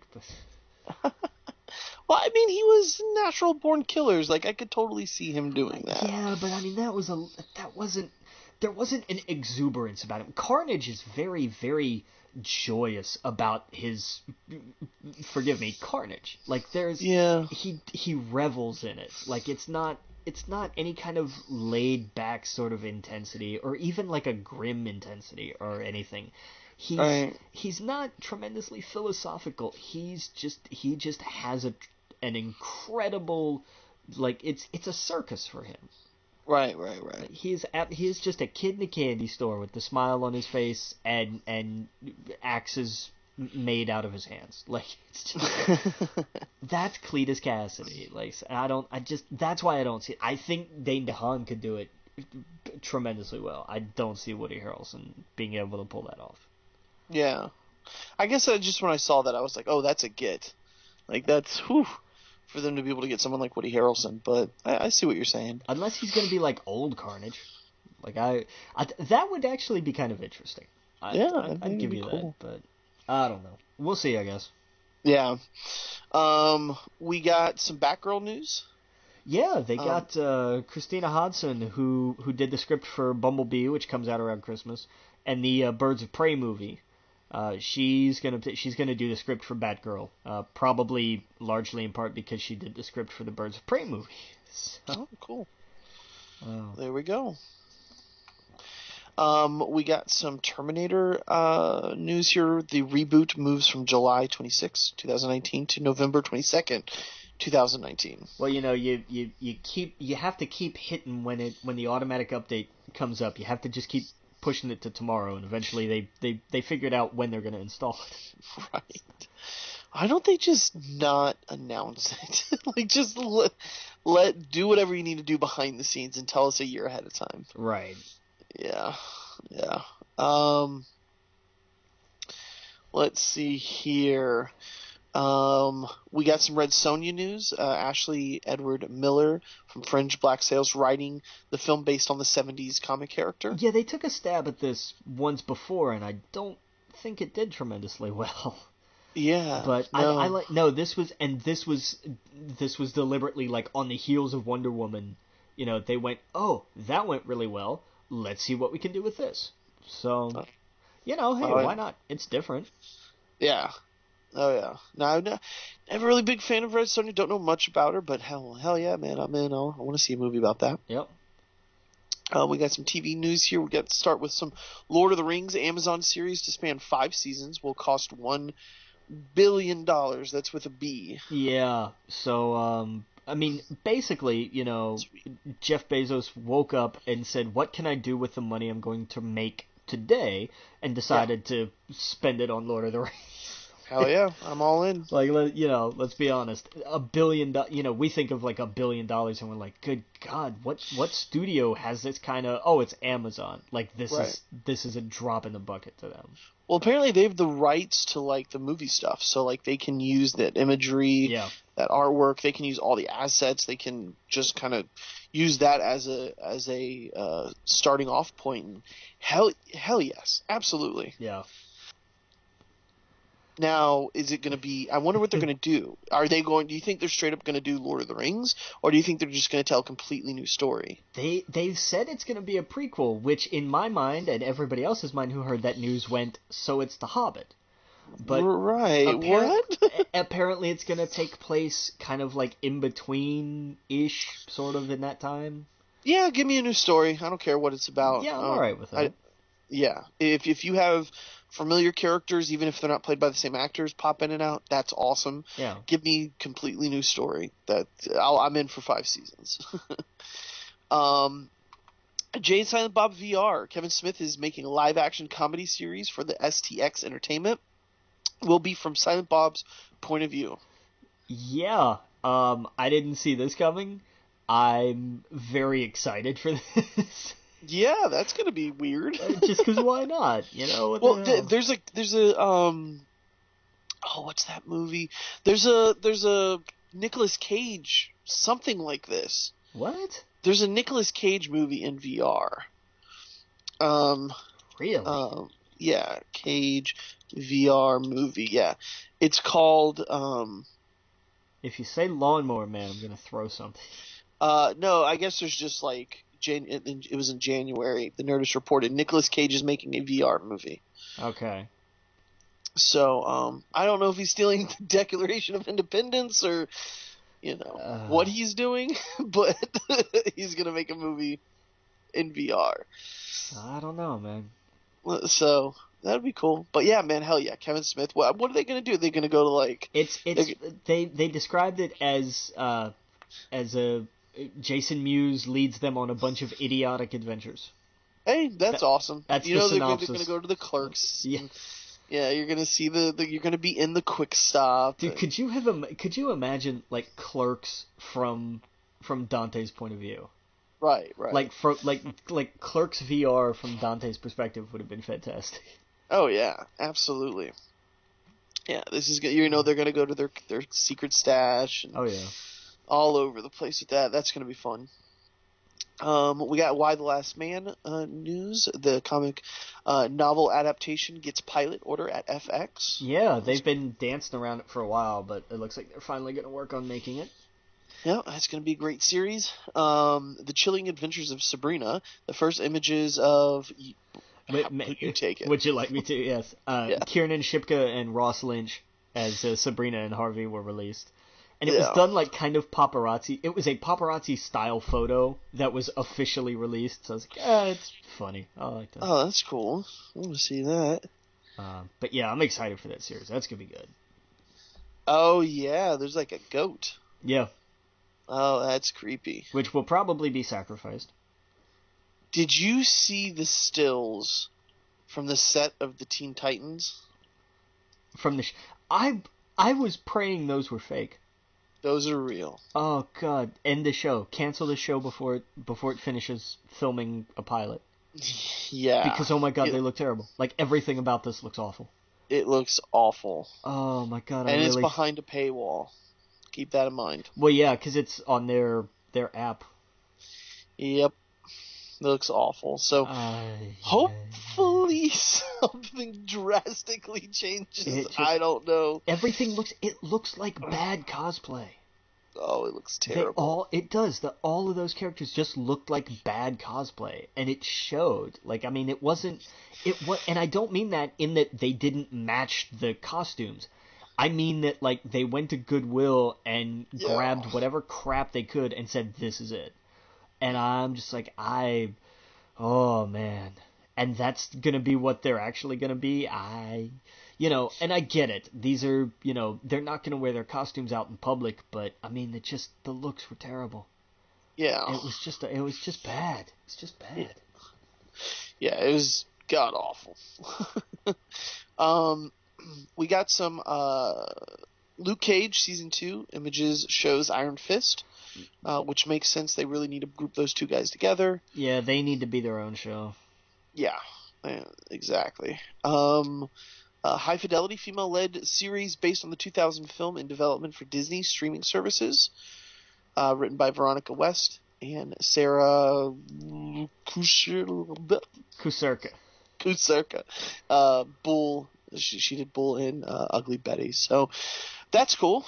Never saw High Fidelity. Give it a watch. It's a John Cusack film, so it's weird. But does it have Jack Black in it? Yes. That's what I thought. Yes. I remember seeing an image of him. They're at like a record store or something. Yeah. Yeah, that's what it is. Okay. Never saw it though. But all right. We got some video game news. Right off the bat here, did you see? And I know you posted this actually, so I know you did see it. The former Donkey Kong champion Billy Mitchell's scores were wiped from Twin Galaxies, and he's not allowed. He's like banned from them now. Yeah, they found out that his scores were run on an emulator. Oh man! And here's their thing: like they posted a whole big long thing about their investigation, which came to the conclusion that their rule is it has to be run on an original unmodified Donkey Kong board. Right. And apparently there are organizations that accept the emulator, but you have to say, hey, okay, this was on an emulator. Right. They do not. It's original board. Yeah, theirs is just cut and dry. It has to be the original board. And what their investigation determined was it wasn't, he used this other emulator. That wasn't the point. Their investigation was this done on an original board? No, it was not. Therefore, there is a new King of Kong. Like that's it. It was just as simple as that. Right. It just violated their rules, and it's very cut and dry. It has to be on an original board. Period. Yeah. And there was always something fishy with that guy. If you've seen King of Kong, you saw how like he'd take it home and he'd come in with the recording. He'd be like, "Well, I did it," and it's like, "Well, wait a second." Yeah, it was always fishy with him. So I guess was it Steve Webby or whatever? Wilby. I forget where the L goes. I'm sorry, man. Oh yeah. And he seemed like the more down to earth guy. I think the Billy Mitchell was like selling barbecue sauce. And Billy like never responded to anything. Like they made it a point to say like there was a whole public deal about this, and Billy had every opportunity to respond and just chose not to. Yeah. So I'm like, that's like if you're not gonna fight it, then you're like, yeah, you're pretty much just saying saying nothing is just like stepping aside and going, you got me, it's a fun ride, but right, exactly. Oh well. So, it's crazy. Some Spider-Man news. They showed some new gameplay and announced September 7th release date. I'm saving pennies as we speak, man. Yes. I'm excited for this. This game looks awesome. It looked awesome when we first saw it, but and I'm good now. I know we'll get some more at E3, and it's just gonna make me want it even more, because I cannot wait. I'm worried about the webbing through the city. Nah. Because when I was looking at it, it was almost as if it was done by like you can only hit certain points. If that makes sense. I forgot it was the way they were describing it was like it wasn't like you shoot it and it hits the wall and you web. It's like it had specific animations for going through the city. I think that's a victim of the scope of it. Yeah. Like you can't have something that's that graphically advanced and just and like, oh my god, because trying to work the physics of that along with the graphics, along with like it would just, oh my god, it would be a nightmare. It'd be an absolute nightmare. Right, and running around, Yeah. running sideways on the building, stuff like that. All I'm saying is I'm curious how that's going to feel. It's going to be, there's going to be a lot of buildings that have extra, like, pointy corners, basically. Right. So, but I'm super excited. I'm pumped. I want to know, like, all we know is that it's like the Negative Man, and that's such an odd choice. I like that choice. I like Mr. Negative as a choice. Yeah, because it's a curious character. I don't know anything about him, but he just didn't seem like, I don't know, the bad guys all just had like the same mask on, and I don't know. I'm trying not to be negative on it. I promise you. That and God of War are my most anticipated games this year. And I think they're holding something back too, because he's not big enough to be a full game villain. That's what I'm saying is, yeah. I hope that, and I know Kingpin's in it, like he's the one calling the shots from the jail, but I need a tease of Venom or somebody. Hey man, look, if we're getting Mr. Negative, we may get Anti-Venom, which would be interesting. Yeah, absolutely. Well, they said there's like 37 costumes in the game. Yeah, there's a boatload of costumes. Yeah, so I'm excited about that. Fine by me. Like, that was the fun part of the first Spider-Man that was on PlayStation. Was like all the different outfits because they were crazy. Yeah, and now that they have the Spider-Verse with all the different Spider-Mans, it's nuts. The British one and the cosmic one, and the steampunk one, like that. You name it. Okay, we got some Xbox news. Some new backwards compatible games were announced. Yeah, they come out in two waves. The first wave comes out on the 17th, and it's not a bad list. At least the first half. The second half is amazing. But this first half of the list, Blinks, the Time Sweeper, Breakdown, Conquer Live and Reloaded, not bad. Elder Scrolls 3 Morrowind, very cool. Hunter the Reckoning is an odd choice. Jade Empire, Panzer Dragoon Orta, which I liked. And SSX 3, because the SSX games are never going to really go out of style. But the best part of this list is the second half. That all comes out April 26th. And yeah, but those are some but real fast. I mean, Elder Scrolls 3 Morrowind and Jade Empire are massive games. That's true. I just don't remember Jade Empire that much, I guess. Oh yeah, no, I mean that was a BioWare game, I believe. Just like wow, was it really? Yeah. Just like from what I remember, it played kind of like KOTOR. Sure. Yeah, I can understand that. Yeah. I could be remembering it wrong. Yeah, BioWare. Yeah, it was the same kind of like you could be good or you could be bad kind of stuff. So yeah. I know Morrowind's big, so that's very cool. Oh yeah, well that's the thing. My little brother got into playing the Elder Scrolls online, and he pre-ordered the whatever Isles for $30, and it comes with the Morrowind expansion as well. So like he's heavy into ESO right now, playing that. So that's fun. But yeah, you're absolutely right. The second part of this list is huge. Yeah. On April 26th, we get Destroy All Humans, Full Spectrum. Yeah, agreed. Full Spectrum Warrior, Mercenaries, Playground of Destruction, which was that the sequel? I really hope it wasn't the sequel. I don't remember. I thought the sequel was called Mercenaries 2. If this was the first one, and I should be looking this up while I'm talking about it instead of just sitting here trying to think. This is the first in the series? Oh, no. Yes, is it? I don't know. If this is the first in the series, because the second one was awful. Yes, it's the first. Yeah, World in Flames is the second one. That's right. And it was glitchy and buggy, and it was broken. It was genuinely broken. Yes, I played the hell out of this game, and I loved it, and I can't wait for this. So that just made this even more cool. MX Unleashed was not a bad call. If you're in Europe, you get Panzer Elite Action Fields of Glory. Cool, happy for you guys. But then we hit the jackpot, and I want to do these just kind of in my own little order here, because they're all Star Wars games. Republic Commando, Jedi Starfire, Jedi Knight, Jedi Academy. Can I say real fast? Go for it. Jedi Knight, Jedi Academy, one of my favorite games ever. I'm shocked that JK2's not here, but go ahead. It may be coming later Right. because we get KOTOR 2, but I think the biggest takeaways from this, as much as I love all the rest of these, I think the ones that are really going to send people bouncing are the first 2 Battlefronts. Yes. Because they were just they're ridiculously fun. They're simple, and they had, like, I made up my own stories. Like, I would play Galactic Conquest and just make up my own stories as I went along. Mm-hmm. Oh, yeah, absolutely. Yeah, those first 2 Battlefront games are a blast. Yeah.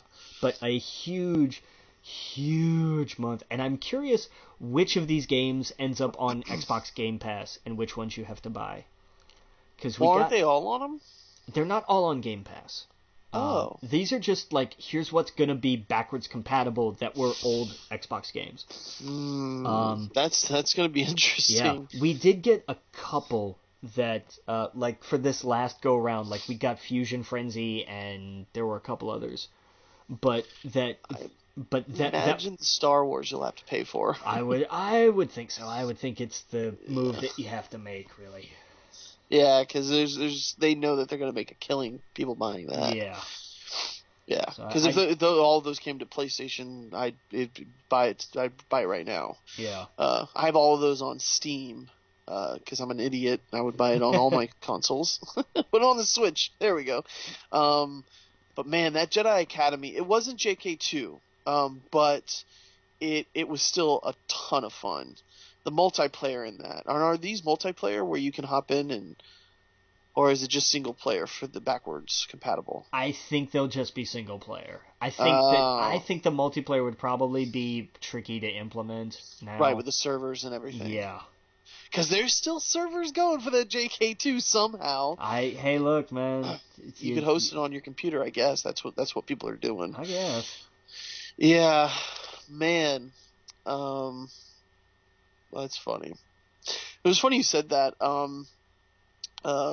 Not to cut away from that too fast, but you were talking about how Fortnite servers were down. Yeah.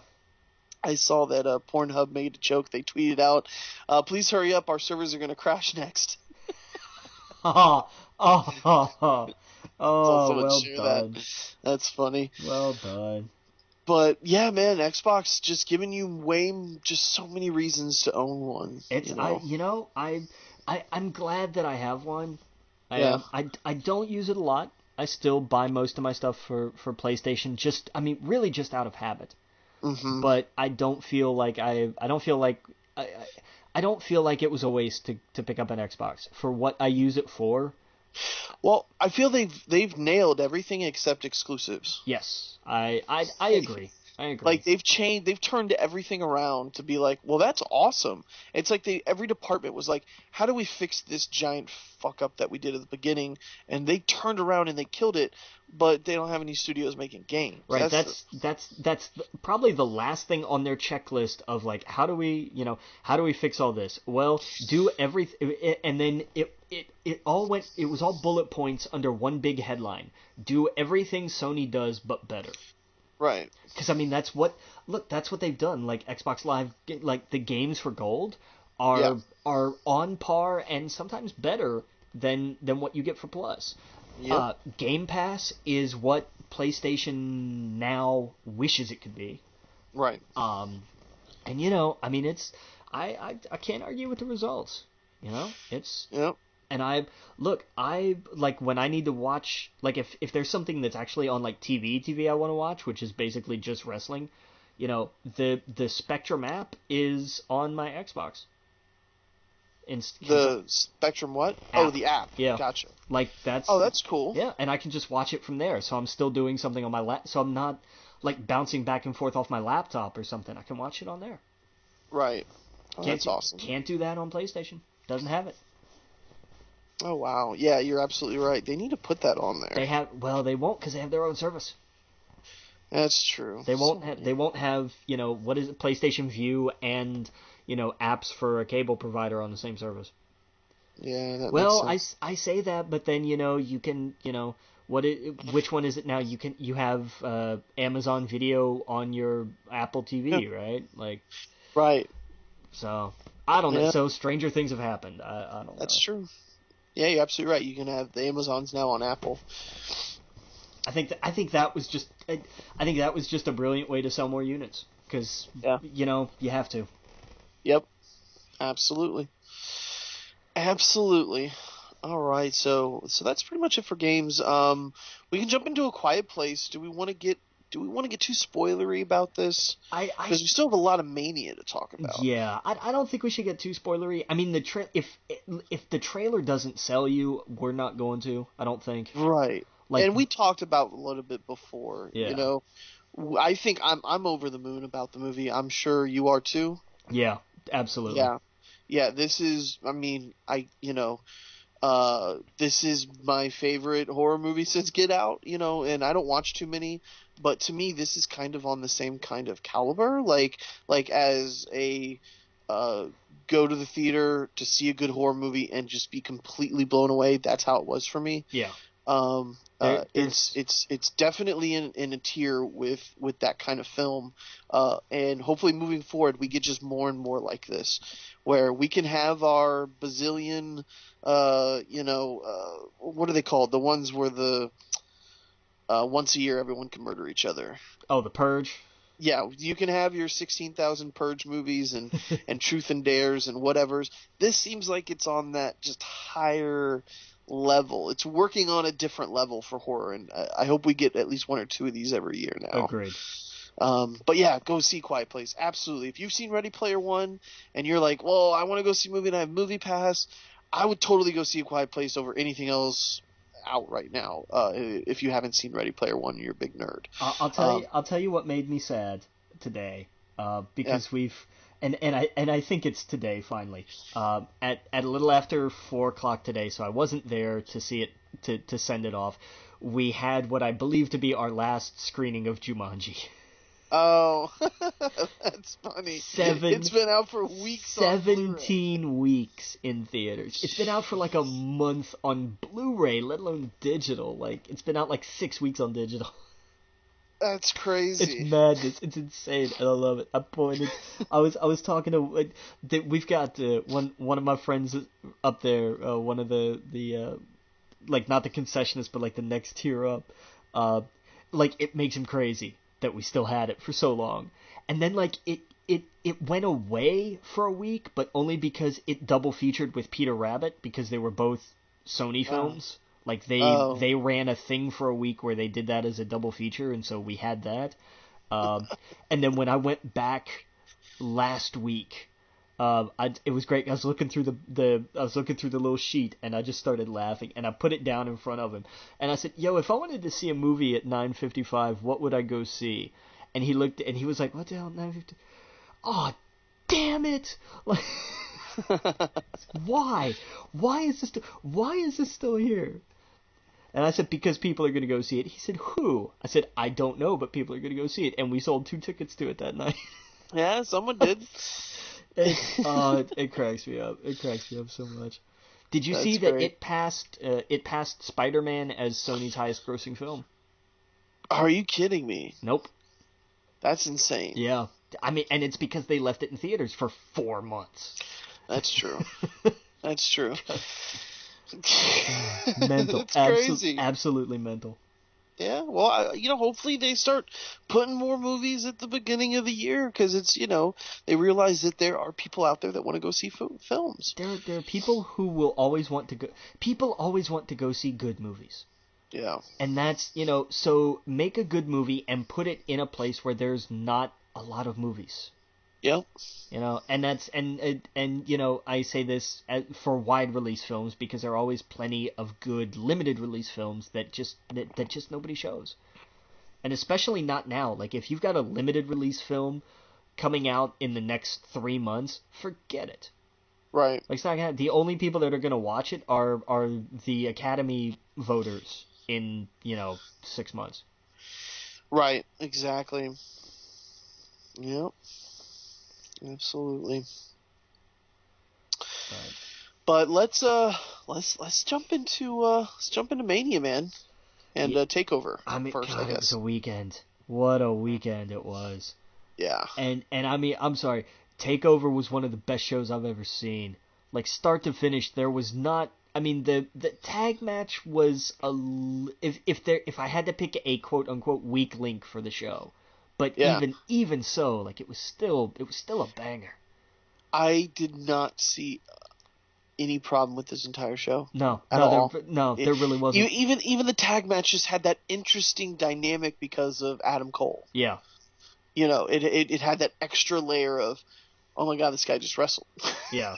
you know, And yeah. I mean, watching Kyle O'Reilly like hold down the fort for Undisputed Era, and just Yeah. go and go and go, and then the turn at the end was just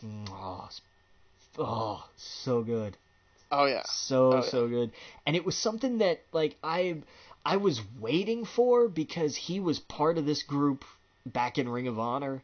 Uh-huh. But I didn't think they were going to pull the trigger on it. Yeah. At least not now. But, like it's I didn't follow Roderick Strong a lot in the indies. Apparently his heel work is just out of this world, so I'm excited about it. Yeah. But cuz I couldn't really latch on to him as a good guy. Like Right. he was like, I do this for my family, and I'm like, that's a beautiful sentiment that everybody else echoes. Like it's not, his ring work was tremendous, but his character was just, I'm the guy and I'm fighting and I'm a good guy, and I'm like, you're boring.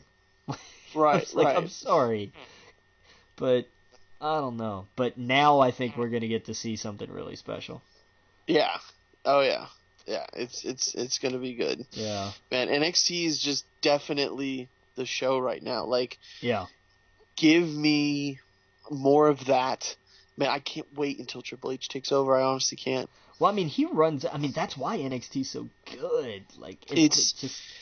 a few years back when I started getting into it, I was like, NXT, because I only wanted to watch the people that I like recognize, the big guys or whatever, the big names or whatever, and just in the matter of the 2 years, immediately I could tell it was a better show. Just about a year into watching and everything, I could already tell. But now it's so blatantly obvious, just such a well put together show. Yeah. Tighter, and everything matters. Yes. Everything they show you. Yes. It doesn't feel like there's any filler at all, and just that opening with that ladder match was just... That was unreal. Ricochet, you're absolutely right. Just, that was a sight to behold. I told you, man. I told you. Wait until he really gets to cut loose. Like, I mean, he did some amazing stuff, but watch the matches that he'll put together. Yeah. He is that good. And Velveteen Dream, like, I want to see them two go at it. Velveteen Dream's going to be NXT champ one day. No question. Yeah. He's so... Oh, man. His psychology in that ring is amazing. And I'll tell you what, I've never, in all the ladder matches that I have seen, ever seen somebody stand on top of that ladder and be perfectly balanced. Yeah. Like, that was what was impressive. Usually they get up there and they wobble a little bit and do like, okay, well, this ladder's going to give way, so I have to like kind of step and fall and do whatever thing I was going to do. He had, his feet were planted, that ladder was firm, and yeah, I know he had a little help from the two referees in the corner that were holding it, but even still, like, that ladder should have wobbled, and he just had that balance, man. It was crazy. Yeah. But he put on, I'm telling, that was why I picked him, because I thought, God, he's going to do something crazy with this. But they're really hitching NXT to Adam Cole, like, without a doubt. But, deserved, like, absolutely deserved, no question. Mm-hmm. But it's going to be good. It's going to be really good. Those 6 guys are going to go on to be ridiculously impressive. Mm-hmm. Absolutely. Yeah. Yeah, it was just, man, it was such a good match, that first one, and then it just, everyone after that just hit just every note. Yeah, both championship matches. The women's title match was tremendous. Yes.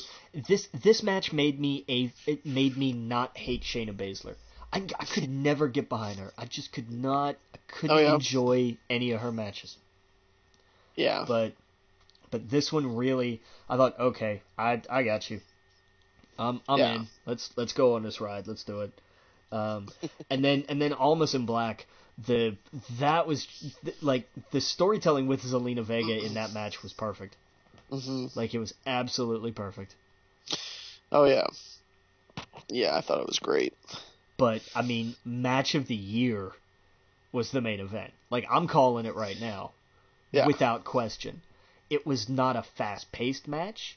There was not a tremendous amount thrown into this match. In terms of, like, they didn't do all kinds of crazy spots. It was deliberate. It was methodical. It was perfectly thought out. This was not a wrestling match. This was a story.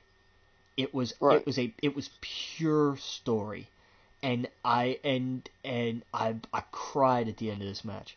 I mean, it was and they didn't go nuts. Nobody dragged out a table. Nobody dove off a ladder to make a point. They had a crutch and a knee brace, and I mean, it was perfect. Like, that was the match that story needed. Yeah. Beat for beat, it was perfect. Yeah. Yeah, you nailed it. Following this, for as long as they have, man, with them going back and forth. And I don't watch all the NXTs every week or whatever, but I've caught most of them. And then, the last few pay-per-views they've done, it's just been such a cool story. And as much as it sucked that Ciampa tore up his knee the night that he turned, it was the best thing for this feud. Oh, totally. Having him not there for so long, and then to come back with this kind of vengeance, it was perfect. It was what had to happen. Yep. And to let Johnny just kind of put that behind him in the meantime and say, you know what, Ciampa's not here. I am here. I'm still gonna do my thing. I'm not gonna let this define me. And then to get right there, and to have him be the one to take it away, it was classic, and it was perfect. Mm-hmm. Like, there was no. You had a good guy and a bad guy, and you loved the good guy and you hated the bad guy. Yep. And it worked. And they both, the callbacks were amazing, the spots were fantastic, and I can still hear the thud of that powerbomb on the concrete. I can still feel that in my bones. Yeah. I think about that and I get chills. I mean, it was just smack. I was like, oh. Yeah. Oh, it hurts to think about. Mm-hmm. But it was perfect. It was absolutely the perfect match for that story, and I think that's done. I think that story is at least for the time being is over. I think. Oh yeah, these two guys are going to go on to do great things, and I'm sure they'll be called up some point this year. And maybe they'll have like a Sammy KO kind of thing where they'll always kind of find each other again. Yeah, you know what I mean? I agreed. I absolutely agree. Because they have just the way they tell a story in the ring is just I can't think of anyone else right now that has such a good job. No. Together in the ring, like they're doing what KO and Sammy did, Yeah. And it's just it's a great time to be a wrestling fan. You're not wrong. Not wrong. Yeah. And now I'm that guy telling my friends who don't typically watch NXT, I'm like, you gotta see this. Like, you're missing all of this great stuff. Because I'll hear them complain about Mania, and they're like, well, they pulled a kid out of the audience and did this and did that. I'm like, if that bothers you, because that didn't bother me, but I'm like, if that bothers you, then watch NXT, because it sounds like that's what you want. Yeah. It sounds like that's the kind of wrestling you want. And I think I think they are stuck in that kind of mentality that I had, I guess, when I came back, where I was like, no, I want to watch the big, the big names and the Undertakers and that it's. But if you just scratch a little bit under that surface and you watch that, that's all you got to do to be hooked. Is just go watch, go watch the last TakeOver. You don't even really need to know anything going in, because they tell it all in the ring. Yeah, they do. And the video, WWE's video packages are always on point. But for Mania and for TakeOver especially, man, they pulled out all the stops. Oh yeah, absolutely. Oh yeah. But yeah, Yeah, man. while you're telling everybody to watch NXT, I'm telling you to watch 205 Live. Yeah, that's true. Like it's great because I know there's only a couple matches, but man, especially next week, because with next week, what NXT does tremendously well, or not NXT, what 205 Live does tremendously well are tag matches. Their tag matches are ridiculous, Right. and What? especially like the tornado tag matches where you don't need tags. And they're doing one next week. It's Tozawa and Atami against I forget which two members of the Lucha House Party. And it's going to be ridiculous, and it's going to be amazing, and it's definitely something you got to watch. Okay. Yeah, I watched a little bit of last week with Cedric Alexander coming out, and this week. Yeah. But there's man, the time. That's my problem. Yeah. It's the time. But you're absolutely right. It comes right on SmackDown. I can totally turn that on for an hour. And yeah, I don't know. Yeah, no, the stuff I've seen between them two, going into Mania, really does make me want to turn on 205 Live. You should. You definitely should. Yeah. It will surprise you. You'll watch this and you'll go, oh damn, because when they did the cruiserweight stuff on Raw, it did them a total disservice because you watched that and it was bland and meh and Right. and scrunched down to 6 minutes because they couldn't get anybody to sponsor a commercial break. Right. They've got check out 205 Live. Absolutely. Yeah. Yeah, because I mean, like I said, Cedric and Mustafa Ali, those two guys right now are like the stuff they were doing the weeks going into Mania were some of the best stuff that I saw on Raw. You know, let alone 205 Live. But yeah, man. So I think that's it for NXT, right? Yeah, that was it. It wasn't a long card. It wasn't a big card, but damn, did they put on a show. Oh yeah. It's ridiculous. So Buddy Murphy's on it now, right? Yeah, he's on 205 Live. Is he mixing it up with the is he a heel? Yeah. He turned this week. Okay. He'd only had like one match before this, so he hadn't he had his week to be like, I'm here, and had he and Kalisto had a hell of a match. Yeah. And well, now, at Mania and Access, he was one of the dragons. Really? He came out with a mask on. Yeah. Okay, interesting. Sure. On one of the NXT Access matches. Yeah. I saw someone post it. They're like, "Oh my God, Buddy Murphy's a dragon." Yeah. I thought it was cool. But yeah, he came out. He blindsided Cedric this week. Oh, that's cool. So there, he's making his statement and everything. Yeah, they got to get a villain in there now. Yeah. Yeah. Well, that's cool. But yeah, then we had Mania, which it started. The way it started off was wonderful, really. Oh yeah. Because I was so happy that Matt won the battle royal just because his skits with the trophy are going to be gold. Like they're just going to be amazing. They're already kind of hinting at it. And to have him to have him and Bray as a team, like that's gonna be good. Oh yeah. I'm down for that. Oh man, he roasted some poor kid on Twitter. Which one? Who, Matt or Bray? Bray. Oh, that bad, huh? Oh, it was awful. Oh man, yeah. I guess some kid was like, "Could you imagine?" He said something like, "Joe from a rich family is going after is with this guy who's a neckbeard," and it almost sounds like he was giving Bray a compliment. But Bray didn't take his compliment; just fucking roasted him. Nice. It was terrible, but yeah. But anyway, yeah. Him and Bray and Matt together are perfect. I love what they did on Raw when they walked by Jeff. Yeah, and it was great because it was kind of a way of cutting Jeff loose from that. Right, so he can go after like the Intercontinental Championship or something. He'll be in the WWE title picture when he goes to SmackDown next week. Very true. Absolutely. Oh yeah, I could totally see that. Yeah, because he's been WWE champ before. Yeah. And he's money. He's always money. He sells merch like crazy. But man, I want Shinsuke to get it. That's gonna be. Well, we'll get through Mania, and then we'll talk about the rest of the week. Yeah. So then we had the Andre the Giant one. Then we had the women's Mania Battle Royale. They needed that trophy. Looks.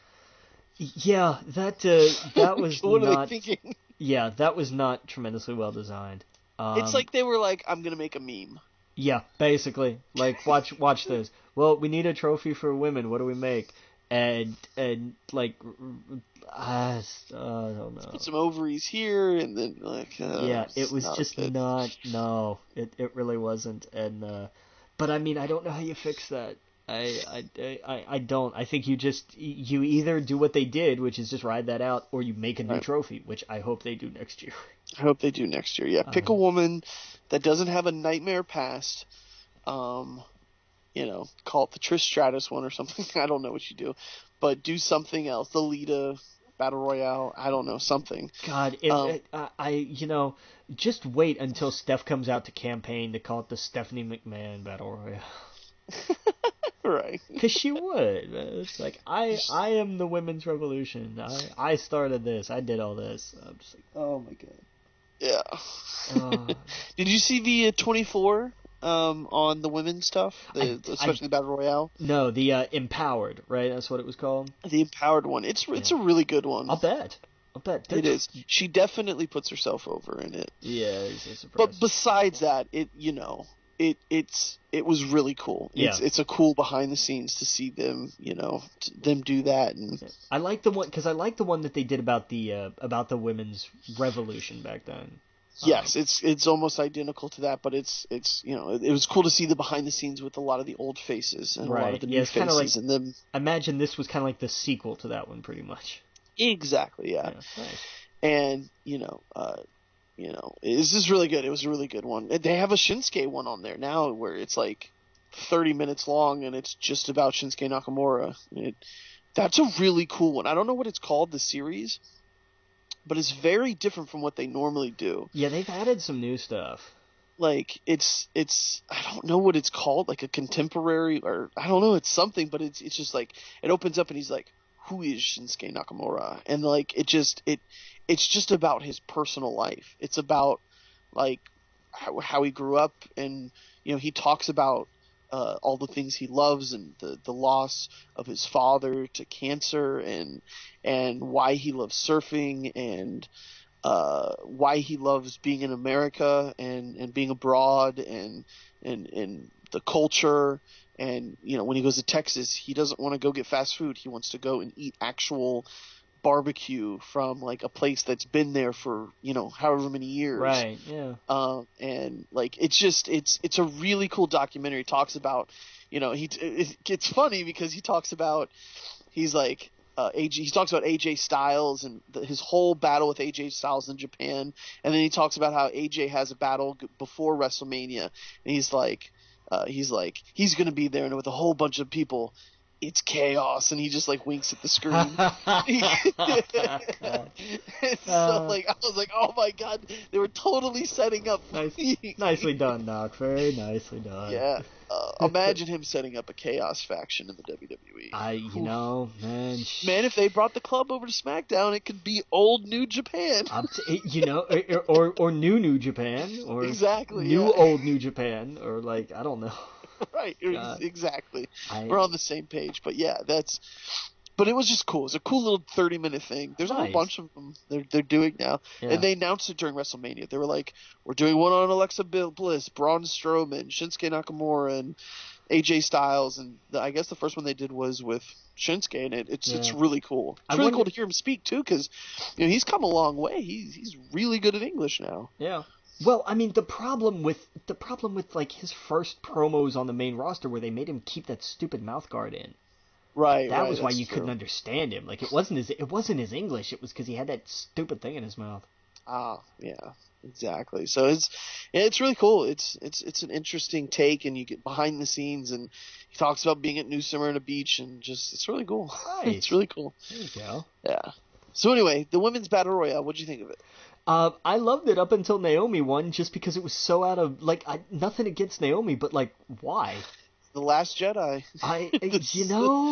This is what you think it's gonna be between Sasha and Bailey, but here's Naomi. I didn't think it was gonna be between Sasha and Bailey though.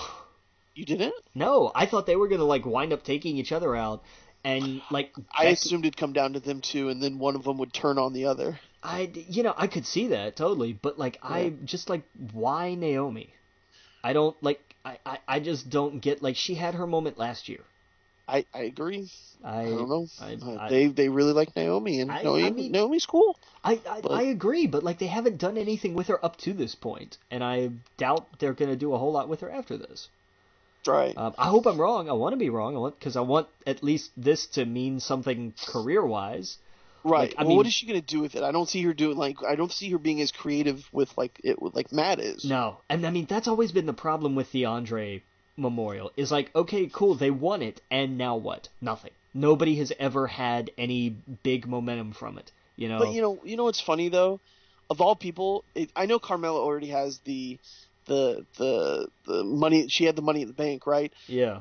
I could have totally seen her win this if she didn't have the Money in the Bank and like carry it around all year and Oh be yeah. like, "This is mine," Oh hell because yeah. she has that crazy She would. personality. Oh yeah. But not Naomi. Naomi's as straight as it gets. No, it's gonna be a point of pride, but it's not gonna be Right. ridiculous. Like she's not gonna be like, I'm sorry, I'm the one who won the first ever women's WrestleMania Battle Royal. Like she's not gonna be. That's just not gonna be Right. her. Right. So Uh, yeah, so that was interesting. that was a thing. And then Cedric won the I cruiserweight title.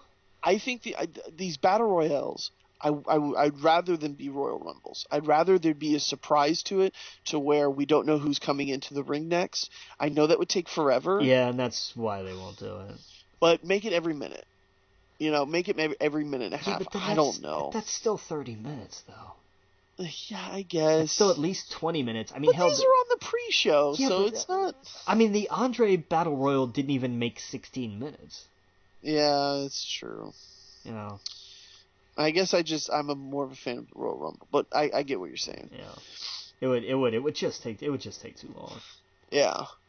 But then we got the Cedric Alexander Mustafa Ali match, which was pretty good. I like that match, and some people were thought like the whole heart and soul thing was hokey. I dug it I because like it. I did too. Like I was like I get it, and I loved Cedric at the end just because Ali would not stay down. Ali, the heart of 205 Live, just would not stop, and there's Cedric Right. just go, just stay down. Yep. It was great. Like I really loved the story that they told. Oh yeah, I thought it was fantastic. They had one of the better matches of the night for me, at least. Yeah, no Um, question. yeah. And And then then after that, we started off the show with the IC title match, which was a little surprising. Um, yeah. I did not know that Miz was a Naruto character. Yeah, he I looks did. bizarre. I loved it though. I really loved that outfit. But like the ninja headband just absolutely killed me. Yeah. Like I Oh, was yeah. like, all right, no, there were only 3 legendary Sanin, but I guess Miz was just Now- the one they don't talk about. Now, did he actually come out and say that's what it's based on, or No, but I is mean it- that's like it was the same style. Like, and now to be fair, Okay. I couldn't see the design on it, but the whole like the idea of the headband with the little metal plaque Right. screwed in like that. I mean, that's such a Naruto call. So I mean, Gotcha. I without seeing it, that's just what I'm gonna say it is. Unless I Right. see like, oh no, it was definitely something else.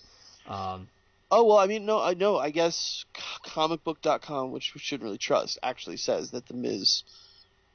That's what he was going for. Okay, and I mean I can understand it because I mean it's like Yeah. I don't know what else it would be. It makes sense, man. The Yeah. WWE, they know their audience. They know their audience watches anime. you know, But you got New Day coming out as Dragon Ball Z characters and As Final and Fantasy characters. right? So Naruto, wow, I'm butchering it. Naruto. Naruto is right in that Yeah. ballpark. And a good match, a good solid match for the 3 of them. Yeah, And even Miz pulled his weight in this match. Like he hung in there with those 2, and that was impressive. I loved Seth Rollins as the was the Undead King, The Night King, yeah. the pretty Night much. King. Oh my God, like how those eyes just look crazy when he was walking out there. Yeah. And It was and wild. Finn with the all inclusive or whatnot when he came out with the rainbow Finn stuff. Yeah, with a lot of members of the New Orleans LGBT community. Like, that was Yeah, cool. that It was was very cool. cool. It would have been easy to do the demon thing, which Yeah. I'm sure we'll get a million times in a bunch more WrestleManias. Well, I mean, that's the problem. Like, there was no call for the demon here. Like, Yeah. he didn't talk about, like, he didn't build it up or anything. Next Mania, you watch, and it's gonna be spectacular. When it's, yeah, I could totally see that, especially when there's more lead up with like a one-on-one type deal. Yeah. I could totally see him doing that. But this was cool, and he's been kind of teasing this the whole, because he's come out as like a new color every other week it seems. Pretty much.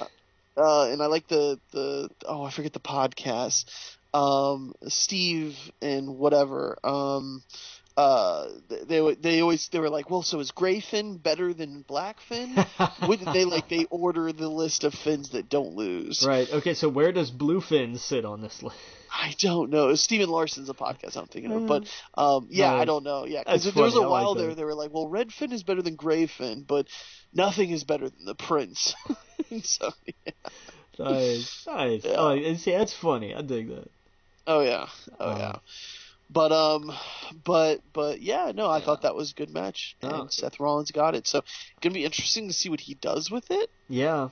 If that stays on Raw, even. That's true. That's true. That could move over. Yeah, they could swap like they did because they did the last time. Oh no, are they gonna put? Oh, they put the United States over to. Oh, they can't. Oh, well, yeah, I guess they can't really, or I don't know. They could, but I don't know because I don't want care. gender on Raw. I don't want gender on TV. Like, I'm sorry. Yeah, I'm sorry. I'm just so I tired of it. agree. That was another.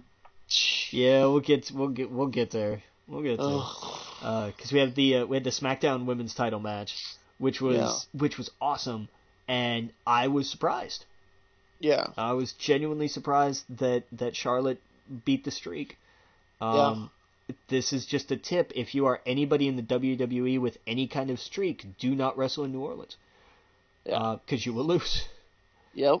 Unless you're Kurt Hawkins. Kurt Hawkins is the only one who left New Orleans with his streak intact. He's like 0-190 something now. So. Oh yeah. Poor Kurt. Yeah. But no, really good, really, really solid match. And my only qualm is they didn't do a ton of drama with the figure eight at the end. That spot, like if you're gonna win by submission after just a really solid match, there has to be some drama with the finish. But like she locked it in, and Asuka just kind of held on for a bit and then tapped. Like there was no. Right. They build up the figure eight so much of like the bridge makes it important. Asuka needed to find a way to like weaken the bridge, and to Yeah, like, I mean, I honestly think this was one of my favorite matches of the night, though. it was. Oh, I loved it. Don't get me wrong. I thought it was great. I really do. But I just there needed to be a little bit more drama with the finish. Like Asuka needed to find a way to like to get Charlotte to weaken that bridge and to try and get out of it. And to have like at least one roll back into the center of the ring and then bridge up again, like that's that's how you need that moment, I think. But no, it was absolutely a tremendous match, no question. Yeah. Hold on, just a moment. Sorry about that. My throat's getting dry. It was one of my favorite. Absolutely, I thought they put on a hell of a show. There's been a lot of talk about Charlotte one day being the main event from Mania, and her and Rousey, but I would love Charlotte and like Asuka or Charlotte and Alexa. I could totally see absolutely Charlotte headlining WrestleMania one day. Oh yeah, oh no question. Like and I wouldn't be surprised if it was next year. I would. I think we're not quite there yet. If you look at the last 4 years, yeah, no, oh no, I know Charlotte could put on a better match than any of those. Yeah. I think it would. Oh man, I think it would get us away from the Reigns headlining every year. That's bullshit. That's true. Yeah, so I mean that for one, but not to take anything away from her, but they put on such a hell of a match, and yeah, man, this was one of my favorite. This and another one was one of my standouts of the night. But yeah, I thought it was so good, and her not winning, I don't know why they did that. I get, like, to me it makes sense to end the streak because it's just going to become an issue. Right. And I think that's why, and it establishes Charlotte like as Right. the premier, like if you want to be the woman, you got to beat the woman. Like Exactly. it That's is true. that moment of, and it was great because I really don't think a lot of people thought this was how this was going to go. Right. This Well, this is the Last Jedi of uh WrestleMania. but yeah, but again, like this made sense. Like Yeah. the story that they told worked. That like, no, Right. you know what, Charlotte is just that much of a badass. Yeah. That you can try, but at the end of it, it's if unless you're two Australians, you're not gonna beat her. We think Charlotte's going to Raw now? Maybe. I doubt it. But I Yeah. don't know. There's a I think lot. that's why they stripped her of the title. I Put her on maybe. Raw, have her go against Alexa. Her and Alexa could have a whole series. I would like to. I'd like to see that. Yeah, But Alexa's not champ, so. yeah, but I mean, neither. I mean, you think Charlotte would immediately go after Nia? I don't know. But I don't know how the yeah the whole women's division is going to be interesting it's after the shakeup. I yeah. think. I'm curious to see because like nobody is gonna stay. Like there are gonna be some significant splits. Yes. I wonder if to drag the story out, they split Sasha and Bailey. Yeah, probably. I'm curious to see that because that's not. It wouldn't be them ending a story because Right. they're gonna keep bumping into each other since all the pay-per-views are blended pay-per-views now going Yes. forward. Yeah. They're gonna keep bumping into each other. Like this is always gonna be a thing, even if Mhm. they're on different shows. Yeah. So that's I think that I do. I think they split them up, and either Charlotte or Becky comes over. Yeah. One of the two, and it might be Becky, Right. but I don't know. We'll see. I because then we had the U.S. Championship match, which Mhm. was preceded by the meme of the night. The U.S. Oh yeah. I'm sorry. I loved Fan Cena because his reactions were terrible. Right. It was like he had never actually watched wrestling before. Right. It was so bad. Yeah. But then just watching him haul up that ramp was hilarious. Yes. It was- I thought that they shouldn't have done that during. They interrupted Charlotte's win. I thought that was kind of lame. yeah, but I mean, again, SmackDown has kind of become the land of no smooth But transitions lately. my problem is they keep interrupting the women's moments. True. And Very if true. it's one time that's fine, but it's like they did it at Rumble with Ronda coming out, and it kind of took a little bit away from Saka. But I'm just trying to think of the other time. There was another time. No, you see, I don't think so because it factored into Asuka not picking a champion. Like Yeah, but I think that worked. Yeah, you're right. I don't know. I'm trying to think of It happens on SmackDown just about every week though. right. Like, it really does. Yeah. And you're right. It is absolutely ridiculous. Right. It's like if it would have happened in any other match, I would have been perfectly fine with it. Like Yeah. seeing running down the aisle. They But I was could like, they could have done it after the U.S. Championship match because the crowd would have absolutely been happy to not look at Jinder holding the title up in the ring after that. absolutely. You're absolutely right. Yeah. I mean, and kudos to Aiden English for being in the Andre the Giant Battle Royal and then shaving his head and then coming out later. Right. Yeah. For Rusev Day, man, they just don't know what to do with him. And now he's not even in the champion. He's not even going to face the Undertaker. Yeah, he is. No. When did they change that in the last 12 hours? They changed that today, and they're putting Undertaker against Chris Jericho, and then Rusev tweeted, "Life is life. It will be Rusev Day somewhere," and he changed all of the social media stuff to just his movie, other versions of you. Huh. A lot of people think that he is not going to be with WWE too much longer. Maybe the self-aware tweet of being buried might have finally been a bridge too far. Yep. From yesterday, from what would be Wednesday, yeah, his "Bury Me Softly" brother. It might have been something where the WWE was like, you can't be doing that. Now everyone thinks you're going to lose what you are. Yeah. We can't have that. We're going to put in Chris Jericho, and you're going to be buried for the rest of your the rest of his career is going to be buried. He keeps doing stuff like this. I don't understand. Because he's so over. That's why he knows. Rusev is smart enough to know that his fans are going to follow him. If he pops up in New Japan, do you not think they're going to start chanting Rusev Day? Are you kidding me? Oh yeah, he's gonna. You show him absolutely. at a Ring of Honor show. Like Imagine the Bullet Club shirt. Oh my god! It just says Rusev Day. It just says Rusev Day on it instead of Bullet Club. Oh my god! He would be massive in Japan. They would eat him up. Yeah, they would. They would. And or Ring of Honor. And he would get the push he deserves. And I mean, there's.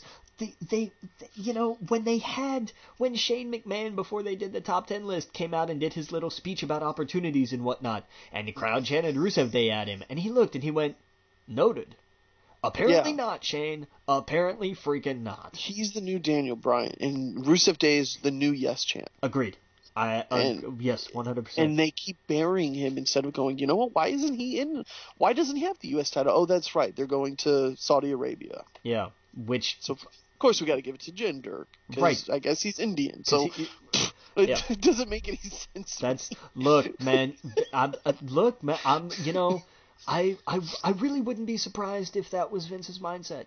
Honest to God, I wouldn't have been surprised. I'm serious. That's exactly why I think they did that.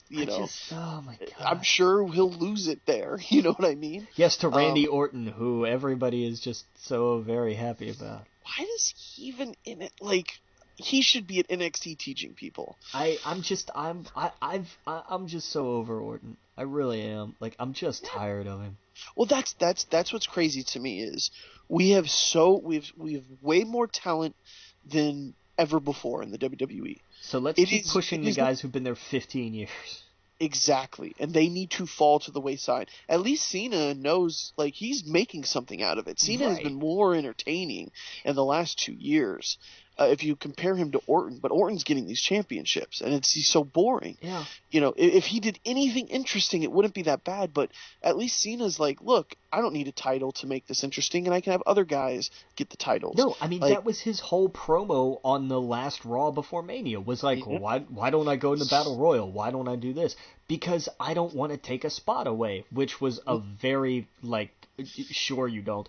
But it was him making that point of, like, I know where I am, I know what I am, and I know what everybody thinks, so let's do this instead. Right. But I don't think Randy, intentionally does it. I don't think this is him trying to get himself over. I think they just keep coming back to him. Right. And I'm just really tired of him. But now you even have Daniel Bryan now in it, which is just a whole nother dichotomy. Like, to add Daniel Bryan into the AJ and Nakamura situation. Hell yes. Like, that's a whole nother playground there. I'll watch that main event for an hour and a half. Yes, please. Exactly. Just turn the three of them in a ring and let them loose.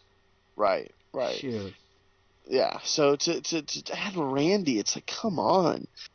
I mean, if Nakamura leaves the WWE and doesn't have a one title run, I'm gonna be pissed. Well, he had the NXT title. No, I mean like the WWE or the Universal. Yeah, that's fair. The big one, the Big Daddy. If he doesn't have one of those runs, I'm gonna be mad. Yeah. Because we're giving titles to 10-year-old kids. Don't you come down on Nicholas like that. You don't know his life. You don't know how hard his algebra homework is. I'm pretty convinced he's the best in-ring performer right now. Hey, look, man. He beat the Raw Tag Team Champions without even throwing a punch. What can you say? Exactly. So I'm glad you fall down on this as that was kind of a cool thing. I loved it, man. Because wrestling is silly. Yes. And sometimes it embraces the silly. And I'm all for it. I don't care. If this... And yeah, they've buried the Raw Tag Division. I don't care. It's interesting now. Yes, it's very interesting now. It's very interesting now. We have a crazy tag team brain. We have the Authors of Pain, which is a really cool way to bring them up. And yep. We're gonna have the shake up. It's interesting now, and this was kind of their let's just do something goofy. He could, I saw a bunch of memes where like we're gonna pick someone in the audience and he goes to he sees CM Punk just smiling. Like, I thought that would have been funny.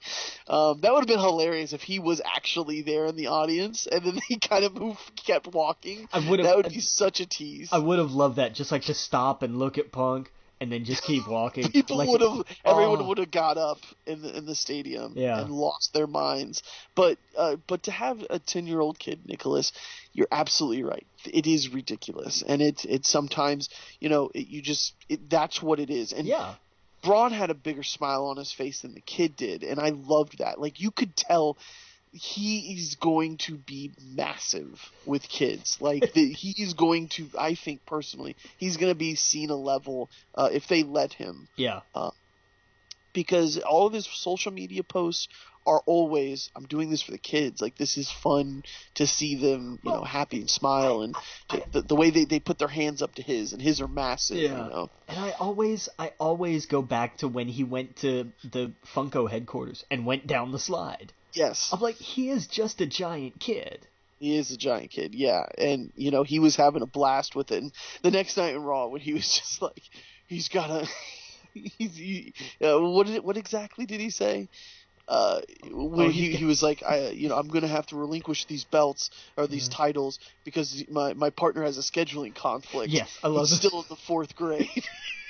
He goes, "Where's Nicholas?" And he goes, "I'm right here." He goes, "He was here the whole time." He was here the whole time. Standing behind him. It was perfect. I loved that. Do I wish it would have been Alexa or someone else before that? Of course. But when it happened, I was like, obviously this is something that they would have done.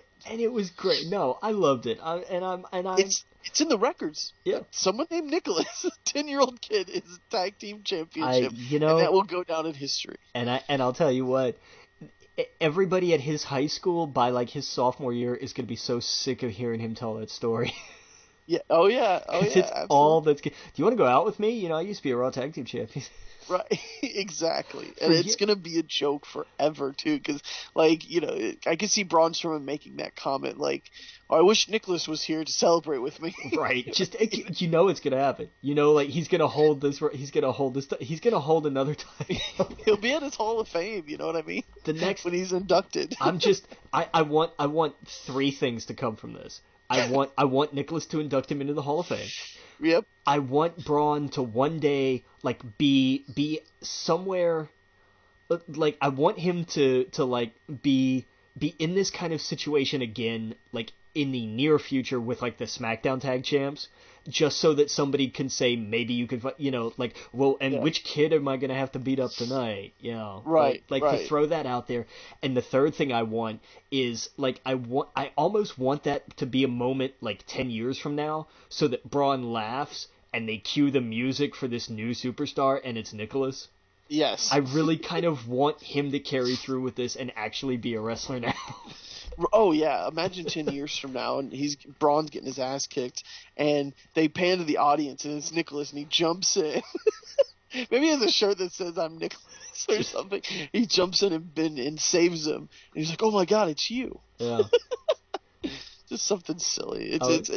I thought it was such a silly, fun thing to do. It was, and it was, that's the thing. It was fun. Yeah, it was silly and ridiculous, I don't think it should have been at that point in time, though. I think it should have been done way earlier in the night. I'm inclined to agree, but I think the crowd needed a pick-me-up, and I think that was why it was put there.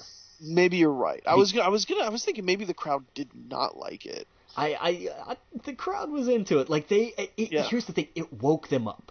If nothing That's else, it woke them up. Yeah, because that last match. Have we gone over all the matches yet? Nope, not even close. Oh, okay. Let's. Yeah, I don't know why I'm jumping around. Sorry about that. Well, one thing leads to another. But we had the mixed tag match, and what did you think for Rousey's debut? This is the other match of the night for me. I agree. Yeah. That when she gets that hot tag and she jumps in and runs over and rips Stephanie over the top rope, I knew it was going to be a good match. Yeah, and beats the crap out of Triple H. Like I loved Yeah. I loved all the jokes online of people going, "Oh, now Triple H is going to sell for somebody." Right. Oh yeah, and But if they were gonna do anyone that can kind of be the intergender match or whatever, it's totally her. yeah, you could because you believe it. Like they don't sell, Right. because they know they can't. Like all of a sudden a woman gets in there and it's a man standing across from her, and oh, what does she do? She suddenly forgets how to fight. Right. Like Alexa they Bliss isn't gonna knock Triple H out anytime soon, but I totally believe Ronda could. Exactly, yeah, and that was what Yeah. they went with. They went with the story of like she's just gonna kick your ass, man. She doesn't care.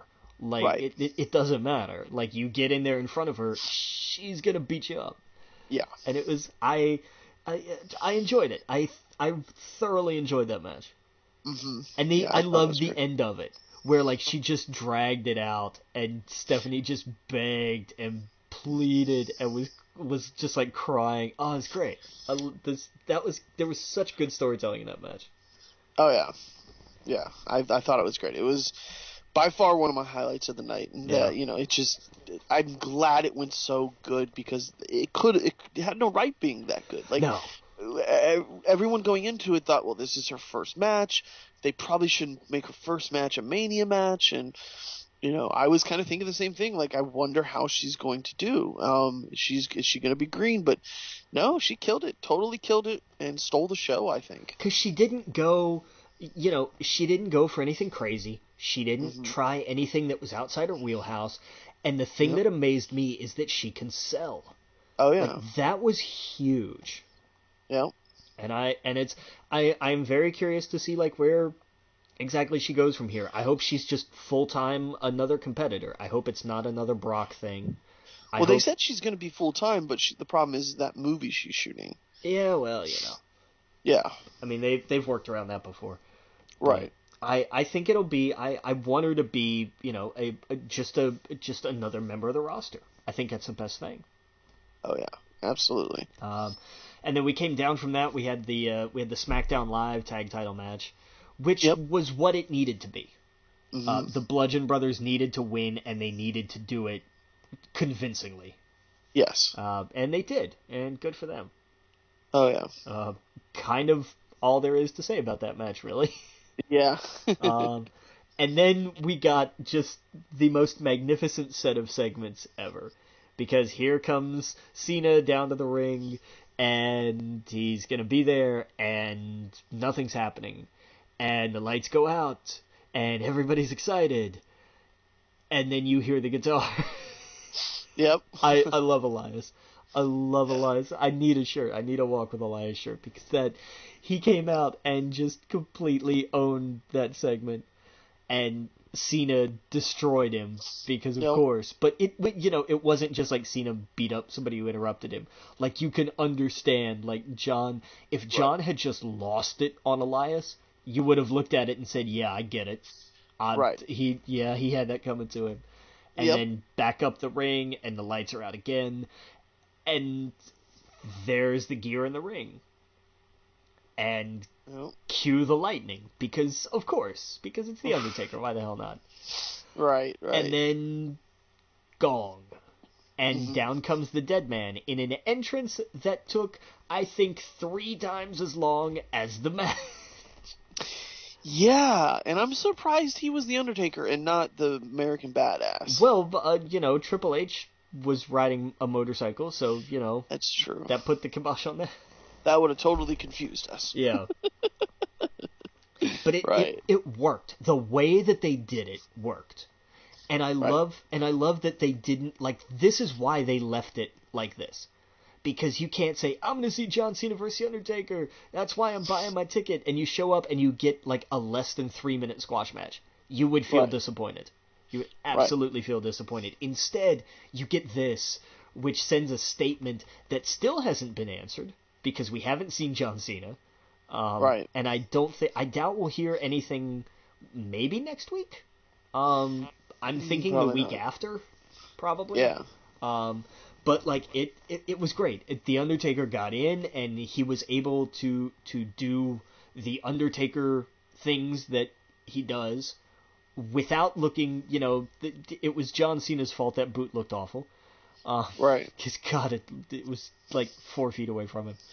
But Yeah. other than that, I love that he bumped for the sit up.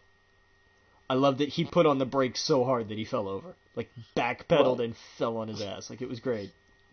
Yeah. And just Oh yeah. and then just chokeslam, tombstone, 3. Like, I was okay. This is, don't mess with the Undertaker, man. Yep. That was the message, Okay, Yep. you mess with the bull, you're gonna get the horns. Yep. So I guess this is now going to be a ongoing. We're going to see him at a few pay-per-view events this year. Yeah, I'm all right with that. Yeah. I legit thought he retired, but I guess not. The problem is, the last time they tried that was when the Shield powerbombed him through the announce table and screwed him up pretty bad. So I don't know. We'll see. Well, they'll probably just won't do that anymore. I imagine there won't be any big high spots like that. Yeah, he'll show up for 3. He'll show up for a 10-minute match, 8-minute match, and that's it. That's what I'm thinking. And here's the thing, like, I'm all right if he goes out at Survivor Series. Let it come full circle like that. He came in at Survivor. I know he's synonymous with WrestleMania, but he came in at Survivor Series. Let him go out at Survivor Series. Right. I'm good with that. Yeah, that'd be good. Now, who should actually retire him? I'm okay with it being Cena. Yeah. I'm okay with that, because I assumed this would have been the last one, but now that we're getting him at another one, it's whoa, okay. Right? Yeah. So, I don't know. We'll see. I could see Cena, I could see Kane, or I could see, like, Bray Wyatt, Yeah, like, Bray would have been a good note to go out on back when they did that. But, right. I don't know. Yeah. I think Cena, I'm good with Cena. Just because that in and of itself is full circle. Because Cena had that big debut, and then who's the first one backstage to pat him on the shoulder was at the time Big Evil, the Undertaker. So that's true. I'm all right with that going full circle like that. Yeah, I'm good with that. And then after that, we got the SmackDown tag match. Daniel Bryan and Shane and Owens and Zayn. Yep. I loved what they did with Bryan at the start.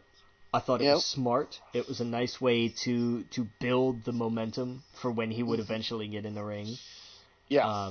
That was really smart to put him out there like that. Yeah. It was a solid match, and I'm actually, like, if it hadn't been Daniel Bryan, I would have thought that Owens and Zayn would have won. Right. But with it being Daniel Bryan, there was no way he wasn't going to win. Right. And, I felt bad for Kevin and Sammy, but, in the words of Kurt Angle, I hear TNA is hiring. Right. I cannot believe he said that. I cannot wrestling believe world he said that. Went silent when he said that. They all gasped. And then they collectively lost their minds. Yeah.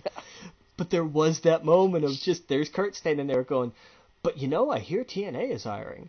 And you could hear the crowd on Raw just go, ooh. Like, I can't believe... Well, yeah, because they just signed EC3 and Bobby Lashley. Oh, yeah. Yep. But, oh my God, I couldn't believe it. Oh. Yeah. And then I think the show kind of went down... Like, the show lost steam after that match. Yeah. The Raw women's match was good. Like, I liked it. I loved that the first thing Nia did when she came out was just to crush Mickey. I loved that. Like, I thought that was great. That was perfect. Like, it was tremendous. Alexa's entrance was pretty cool, I thought. Yeah, like the kind of Bobby Roode entrance from the podium. Yep. Yeah. It worked. It was kind of a halfway, I think. I think it needed something.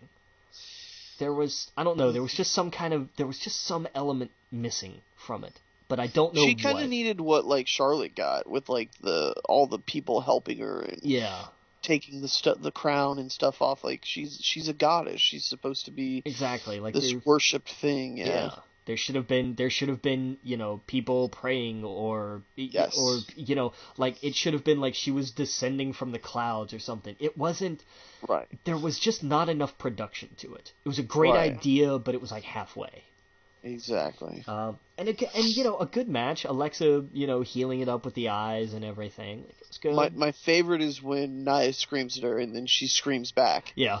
It's so good. Yeah. They've practiced that a million Oh yeah. times, and Oh, no question.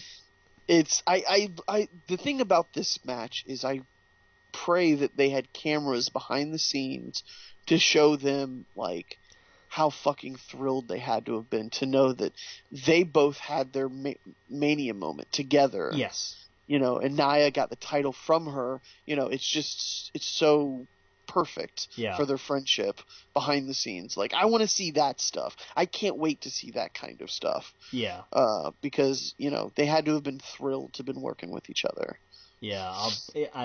That's gonna be a moment for sure. Oh yeah, because Bailey and Sasha's gonna get the same thing. I think it's really cool. In the women's division, we're starting to get these kind of pairings that later on down the road, it's gonna be cool to see behind the scenes stuff like that. Yeah. Yeah, but yeah, no, it's gonna be interesting to see what they do with Nia and see who she destroys in the women's division. Or if Asuka's gonna be on Raw still, or who knows.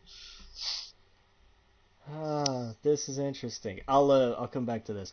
But then, Well, what I'm wondering, do you think they're going to introduce the tag team titles for the women's division? Because I totally think they have enough people. Oh, No. we talked about this before, didn't we? You don't think there's enough yet? I don't think so, not yet. Especially since they're building that with 205 Live, with the cruiserweight tag titles, and they're building on that, which is great. Like, my money is on the end of the year. By the end of the year, I think that come SummerSlam, I think that we're gonna see the 205 Live tag titles. Yeah. I don't think we see women's tag titles for at least a year. I mean, there's more women in the women's division than there are in 205 Live. I don't think there's enough, though. You don't? There's more than enough. Well, I mean, but here's the thing, though. We're still... I will say this. There won't be... Not as long as the tag divisions are still split between brands. I want there to be... It doesn't need to be split between two brands. Okay. Like, now that they're shared, there might just be one tag team. I don't know, because the thing is, there needs to be more than just one title on the show for them to go after. Right. And there's so many tag team matches that they do with the women that I could totally see them doing that. Well, especially now with the iconic duo coming on, and I get it, but then then why would we also get rid of the idea of just the tag titles for the men being split too? Well, no, I'm saying I think they have enough for them each show to have their own tag team champions. I don't think so. I don't think there's enough. I don't think there's two people that could hold the title. I don't have. All right, let's look at you want to break down the rosters? I'll break down the rosters. Who do we have that's not okay? Nia and Alexa are doing their thing, because I imagine they'll probably as they are now. I'm not worried about. They'll eventually get Right, I'm not worried about like who's gonna split and go. I'm not pre superstar shakeup. Who's this roster? Alexa, Nia, Mickey. They kind of have their own program going, which does leave everybody else. But how many is everybody else on the Raw roster?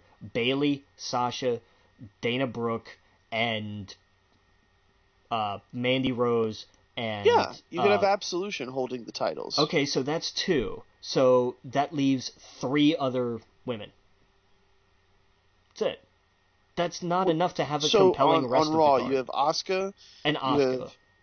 You have Asuka, you have Nia, you have Mickie James, you have Absolution, you have Fox, you have who else? Okay, well let's do this. Who's in the main title picture right now is Nia, Alexa, and Mickey. Right, but they're not not like they're separated. No, but I mean, let's just to say like just to set a stage. Like you have to have a main title hunt, a tag title hunt, and then enough left of the roster to do something interesting with. So we'll say the main title hunt is those three. And then, who do we have left here? We've got Absolution, so that's two. We've got Bailey and Sasha, that's four.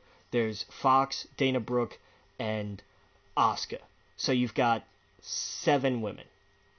Uh-huh. Absolution makes 1 tag team. That leaves you 5 women. Right, so it leaves you Bailey and Sasha could be a tag team. They could be a tag team that hate each other. So then you have what? Alicia Fox, Dana Brooke, and they're a tag team, and Asuka's just off by herself doing what? There's not enough, man. You don't have enough.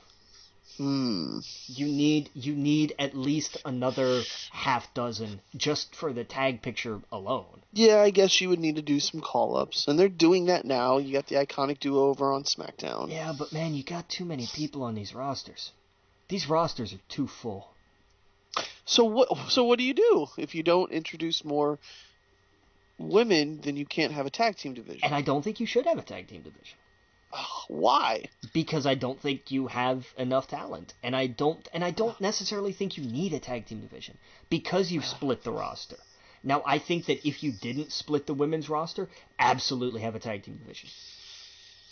Yeah. Is there more women on SmackDown? Becky, the Iconics, Charlotte, Mella, Natalya, Naomi, the 3 in the Riot Squad. So yeah, we're already over the Raw roster. Yeah. And that's why I think at least there's got to be at least 1 comes to Raw, maybe 2. I think Raw. Oh yeah, Moon. We forgot Moon on Ember Raw. Moon on Raw. But I mean, she's gonna be main title picture. So I mean, there's just not enough. There's not enough if they're separate. If they were blended, then yeah, you could make a tag division out of it, sure. But there's not enough separate. Yeah, I could totally see if they did blend it. I could see them doing tournaments and stuff for the pay-per-views leading up to it, like who's going to challenge them. But I don't know. Yeah. I just want more than 1 title for them to go after, because then what does everyone else have to do? They'll find something. I mean, Sasha and Bailey have eventually found something. Like, not everybody has to be chasing a title. We learned that from the men's picture. Like, not everybody needs to be chasing a title. They have to be doing something interesting, I agree, but not everybody has to be chasing a title. Right. All right. Where are we? Knock and Styles for the WWE title. Oh, yeah. I liked this match. It was not going to live up to the hype. It wasn't. There was no way. Right, I didn't think it was either. I just didn't like that Nakamura lost. I liked that he lost because he turned. I liked it because of what it allowed. Yeah. And we saw it on SmackDown. I'm sorry. Sarcastic knock was amazing. And then just, no, come on, really. I know you're playing games here. Do you really have anything to say? Sorry. No speak English. Right. I love with nothing but a twinkle of just go jump off a cliff in your eye. Like that was it. Oh, this is gonna be so good. Yeah. No. Now it's clear that was the first of many of matches they're going to be doing. Yes. So. And especially like you said, with him getting involved with the Styles Bryan match, I'm excited. It's very, very excited. Yeah, it's going to be cool. I could see them 3 going, for SummerSlam or something, like a triple threat for the championship. Yeah. But yeah, absolutely. I thought it was a good match, and you're right. That heel turn, that was great. Right. That was it needed to happen. Like otherwise, otherwise then it would have sucked. Yeah. You'd had a fairly good match, and these 2 are great competitors, but you would have been left wanting more, understandably. So you get the turn, and he gets just vicious. And he keeps punching him in the dick. Hey, whatever works, like. I thought it's great. I saw a meme. It was AJ. He was like, "Why does he keep hitting me in the dick?" I thought it was great. Yeah. And then we had the Raw Tag Team Championships. Yep. And here's the interesting bit that I only just now found out. Yeah. Nicholas is referee John Cone's son. Right. He's the referee's kid. I did not know that. Oh, okay. I figured it was like a Make-A-Wish kid or something like that. That was what I thought too. Yeah, but no, yeah, now it makes total sense. Sure. The referee's kid, because you got to be careful introducing a child to the world like that. Yeah. Because it could be very bad. He could get teased. There's a lot that comes with that, but the fact that it's a referee's kid, it's a company's kid, there's probably a lot that went behind that where they're like, all right, you got to be prepared for this. Well, and I'm sure, however long John Cohn's been with the company, like there's it's just going to be, he's ready for it, no doubt. And they were behind the scenes. Braun just had a smile the entire time when everyone's walking up to all of them saying, congratulations. Yeah. I couldn't have done it without my partner. It was just so great. It's so great. Oh, man. Oh, man. But, yeah. I wonder what they do with Braun. Do you think Braun moves to SmackDown? I don't know. They keep showing him in the shake-up picture, but I don't think he... I think he stays on Raw. You know what was interesting? He and Cohn and Strowman have a little history. Remember when Strowman and Big Show had that match on Raw? Yes. And the ring imploded. Oh, it was that ref. And the referee went flying. That was him. Oh, okay, that's funny. Yeah. I thought Big Show was going to be his partner. That was one of my assumptions. I was like, well, it would make sense. He's big, and they have history. Yeah. But... and then we got the main event that sucked. Oh God! It was just ridiculous. It was everything that's wrong with Brock Lesnar. It was absolutely a showcase of why I wish he had re-signed with UFC and just gone away. Yeah. And I have a theory, and I know this isn't what's going to happen because what's actually going to happen is Roman's going to win at the Greatest Royal Rumble. And, the crowd over there is going to love it, but, Well, that's why they did it. They did it to make sure that he wins in front of a crowd that's going to like him. Yeah, well, but he's got to come home sometime. But yeah, he can't stay in front of these polite crowds forever. But it's, fine, whatever. But, God, it ruined Mania's main event scene again. Like, how many times can you put this guy up and just... the thing is, I'm kind of of two minds of this. They were prepping Roman to win this, and they already got us to accept that fact. Yeah. And they still didn't pull the trigger.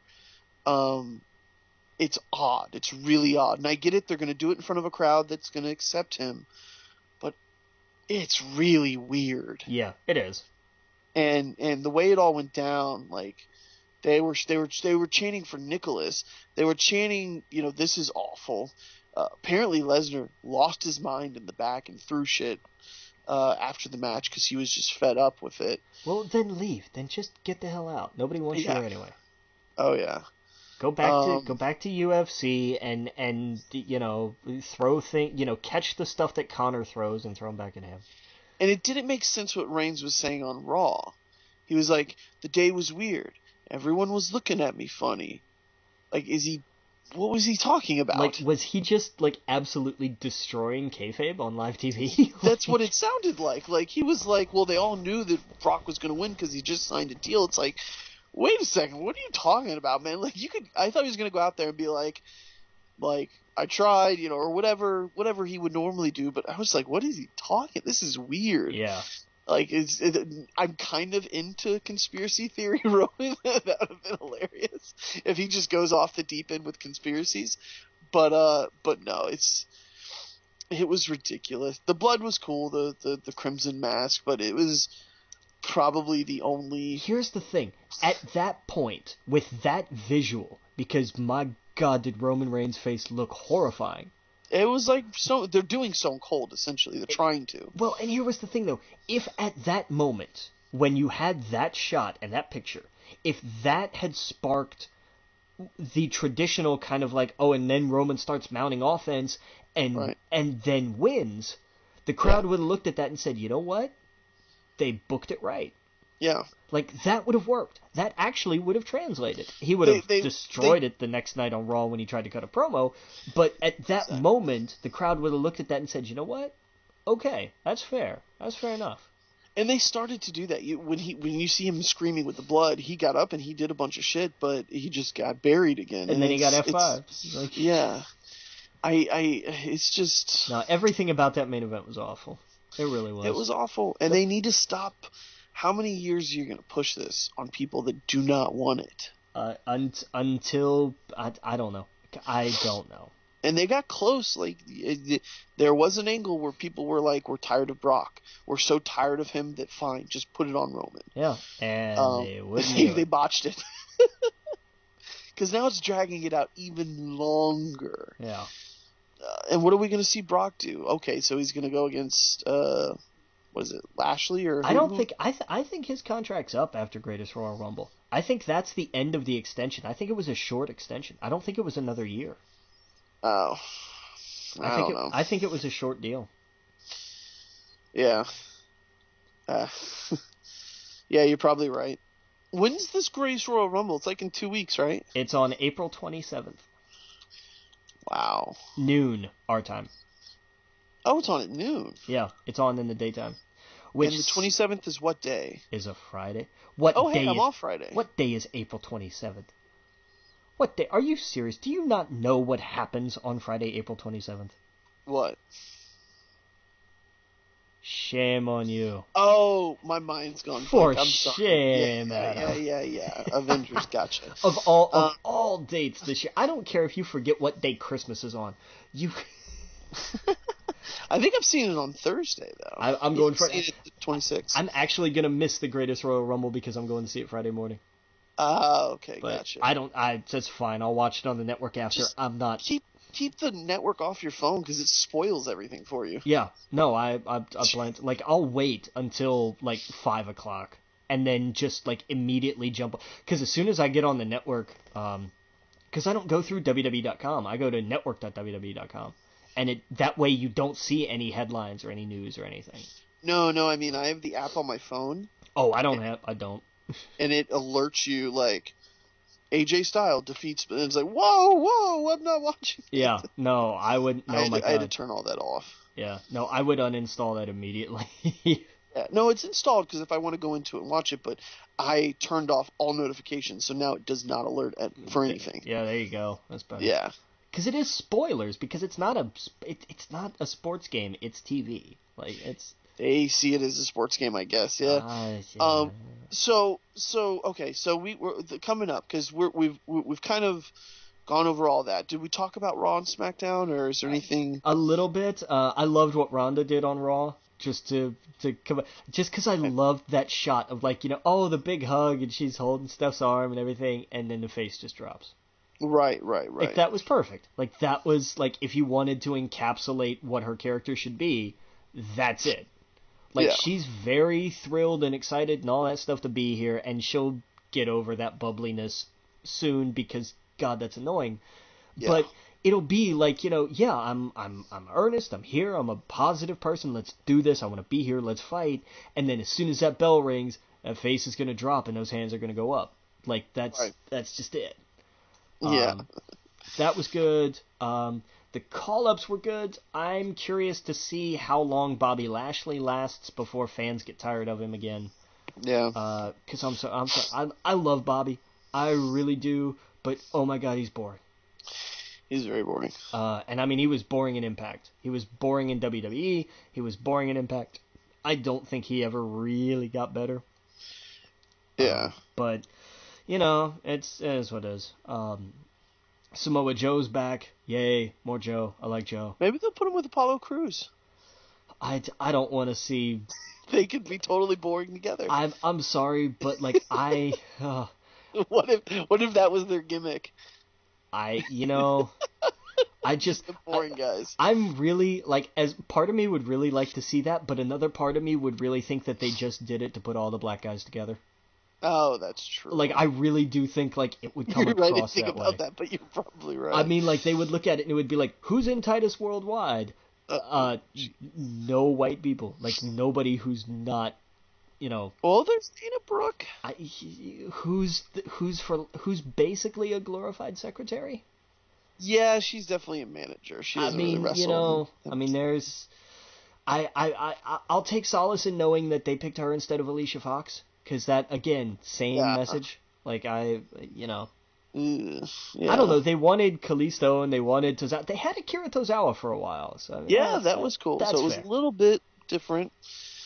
Yeah. But I don't know. Like I I don't think know. Titus Worldwide is a bit that has gone on way too long. Titus Worldwide was great, and they didn't capitalize on it. Yeah. Titus Worldwide was a thing that could have really been something, and then it died. Well, it was a meme of the Baller brand, Yeah, and it just didn't go anywhere. yeah, but still seeing him and Matt Hardy though, Yeah. that was great. Delete Worldwide, delete, and hearing the crowd get behind it too, like it was fun. Yeah, And that that was was just a cool. great carry on from his spot with Ty in the Andre Battle Royal. Right. But I really loved how that started when Ty hit him and Matt just turned around and went, "Who are you?" Because we've all forgotten. Right, right. Hasn't been on TV in months. Yeah. Uh, I'm sure that hurt too. I'm sure Ty, a little bit on the inside, was crying, just like, ow, man. Really? Right, like what That's the hell? nice. Thanks. So, so this Greatest Royal Rumble, it's gonna have 50 people in it, right? Yeah. We got Brock Lesnar and Roman Reigns in a steel cage match. Yep. Which Reigns is good. I'm going out on this, man. I really do think Reigns wins. Yeah. Oh yeah, I think absolutely he does. We got Seth Rollins, Finn Balor, The Miz, and Samoa Joe for the Intercontinental Championship. I think. Where in I hell? doubt Finn can come out in his rainbow gear there. No. No. I would. I doubt it. And I don't know how to feel about this. I'm really disappointed. I. There's no women on this card. There's a shock at Saudi Arabia. And I don't know why they would make that deal, except Money. obvious for the reason money. Money, man, money. I'm sorry, but money. And look, there is, and I'll say this, and I know this is a crap viewpoint, but this is how you start to turn things around. And it is a very long process. It is, and I know it sucks to just be like out of the gate. They don't get, it has to be all men because us and the women folk. But I think that you bring in the business, you bring in the money, and you bring in these deals, and slowly things start to change. It's a long process, and it takes too long. But is the network in Saudi Arabia? Yeah. Okay, so can they watch the network and see the women on it? I guess. That's the only caveat I could see, because then that backs up what you're saying. Yeah. Where they're not in this pay-per-view, but that doesn't mean they can't go watch WrestleMania and watch us, all these great matches with women. Right. That's that I could see. That's the thing, is how these things slowly start to change. And I know it's a very cynical viewpoint, but it's how it's always worked. That's, and because it just doesn't match up with their PR. It doesn't match up with their message. No, not at all. It doesn't match up at all. No. It seems like a money grab, but hopefully it is. It is a money grab that I think could be leveraged to slowly begin. Using revolution in a Middle East country is a very kind of powder keg of a term, but to leverage its own sort of like slow progressive sort of movement in a way. But again, I mean, glacially slow, and it sucks, but I will take some progress over no progress. Well, when Alexa and Sasha was at Abu Dhabi, right? Yeah. They were in the audience chanting, "This is hope." Yes. And so that was very cool. That's great. That's what I want to see. And here's the thing, to be fair, and again, that was the UAE. It was a little different. Right. But the thing was, like, they came out in full, like, they were completely covered. Like, right. that was the compromise. You can wrestle, but it's got to be like this. And, fine, fair play. Yeah, exactly. But to be completely not shown, that's where the only caveat I could see is that the network will now be in their country, so that maybe a little girl does actually see women wrestle on the other pay-per-view events, and so maybe that sparks something. It can be a start. That's what I want to take away from this, is that it can be a place to start. Oh yeah. So we got the Samoa Joe, Miz, Finn, and Rollins, and I think Samoa Joe just kind of buried the thing because he's like, when I'm gonna fight you at Backlash. Obviously, Reigns gonna have the title. It's gonna be Reigns and Samoa Joe at the next pay-per-view, which means Samoa Joe is probably not gonna win the Intercontinental Championship. No, Reigns is gonna retain for sure. And I think Rollins is either gonna retain or Finn gets it. Yeah. The tag team match, we don't know. It's going to be Cesaro and Sheamus against either the Revival, probably not, or Matt Hardy and Bray Wyatt, which I'm guessing. I hope so, and I hope they win. Yeah, I really do. Oh yeah, I want to see them with the championship, because then I want to see them challenge people and then go to the Wyatts, whatever it's called, to actually battle against them every once in a while. Yeah. We're going to see the it says WWE Championship match. It says to be announced. Right, because they have announced that all the titles will be defended. Okay, so we don't know if AJ's going to have it, if Knox going to have it, if Daniel Bryan's going to have it. Well, it's in a week. It's in 2 weeks. So I mean, right. If something changes, Styles is still going to have it, but. Right. I wonder. It's probably going to be him and Knock. Same with the U.S. champ. Doesn't know who's going to be it. It's probably going to be Randy Orton and Jinder, right? Because the interesting thing is that match is set for Backlash. Well, then I don't know. I'm confused. Yep. Tag team: the Bludgeon Brothers versus Usos. Yeah. Bludgeon Brothers retain. Yep. I'm sure. Cruiserweight Championship to be announced. Yep. John Cena versus Triple H. Okay. That'll just be a fun match. Yeah, totally. And apparently they love Triple H over there. So, and then the Undertaker versus Chris Jericho for a casket match, which would be cool. It'll be neat. Jericho's gonna lose. Yes, he's gonna be in a casket. Yeah. It's gonna be awesome. He's a free agent, so. Yeah. So yeah, why not? Screw it. Yeah. This is what you get. You want to go to New Japan? Well, then you get buried over here. Oh yeah. But that's it. That's our big WrestleMania podcast, along with the week's news. We'll be back next week. Make sure you go to our Facebook group, We Geek Podcast, our Twitter, at We Geek Podcast, at The Logan Witt, at Adam Estep. Make sure you subscribe to us on Apple Podcasts and write a review. Make sure you go to our YouTube channel, We Geek Podcast, and we'll be seeing you guys next week. Captain.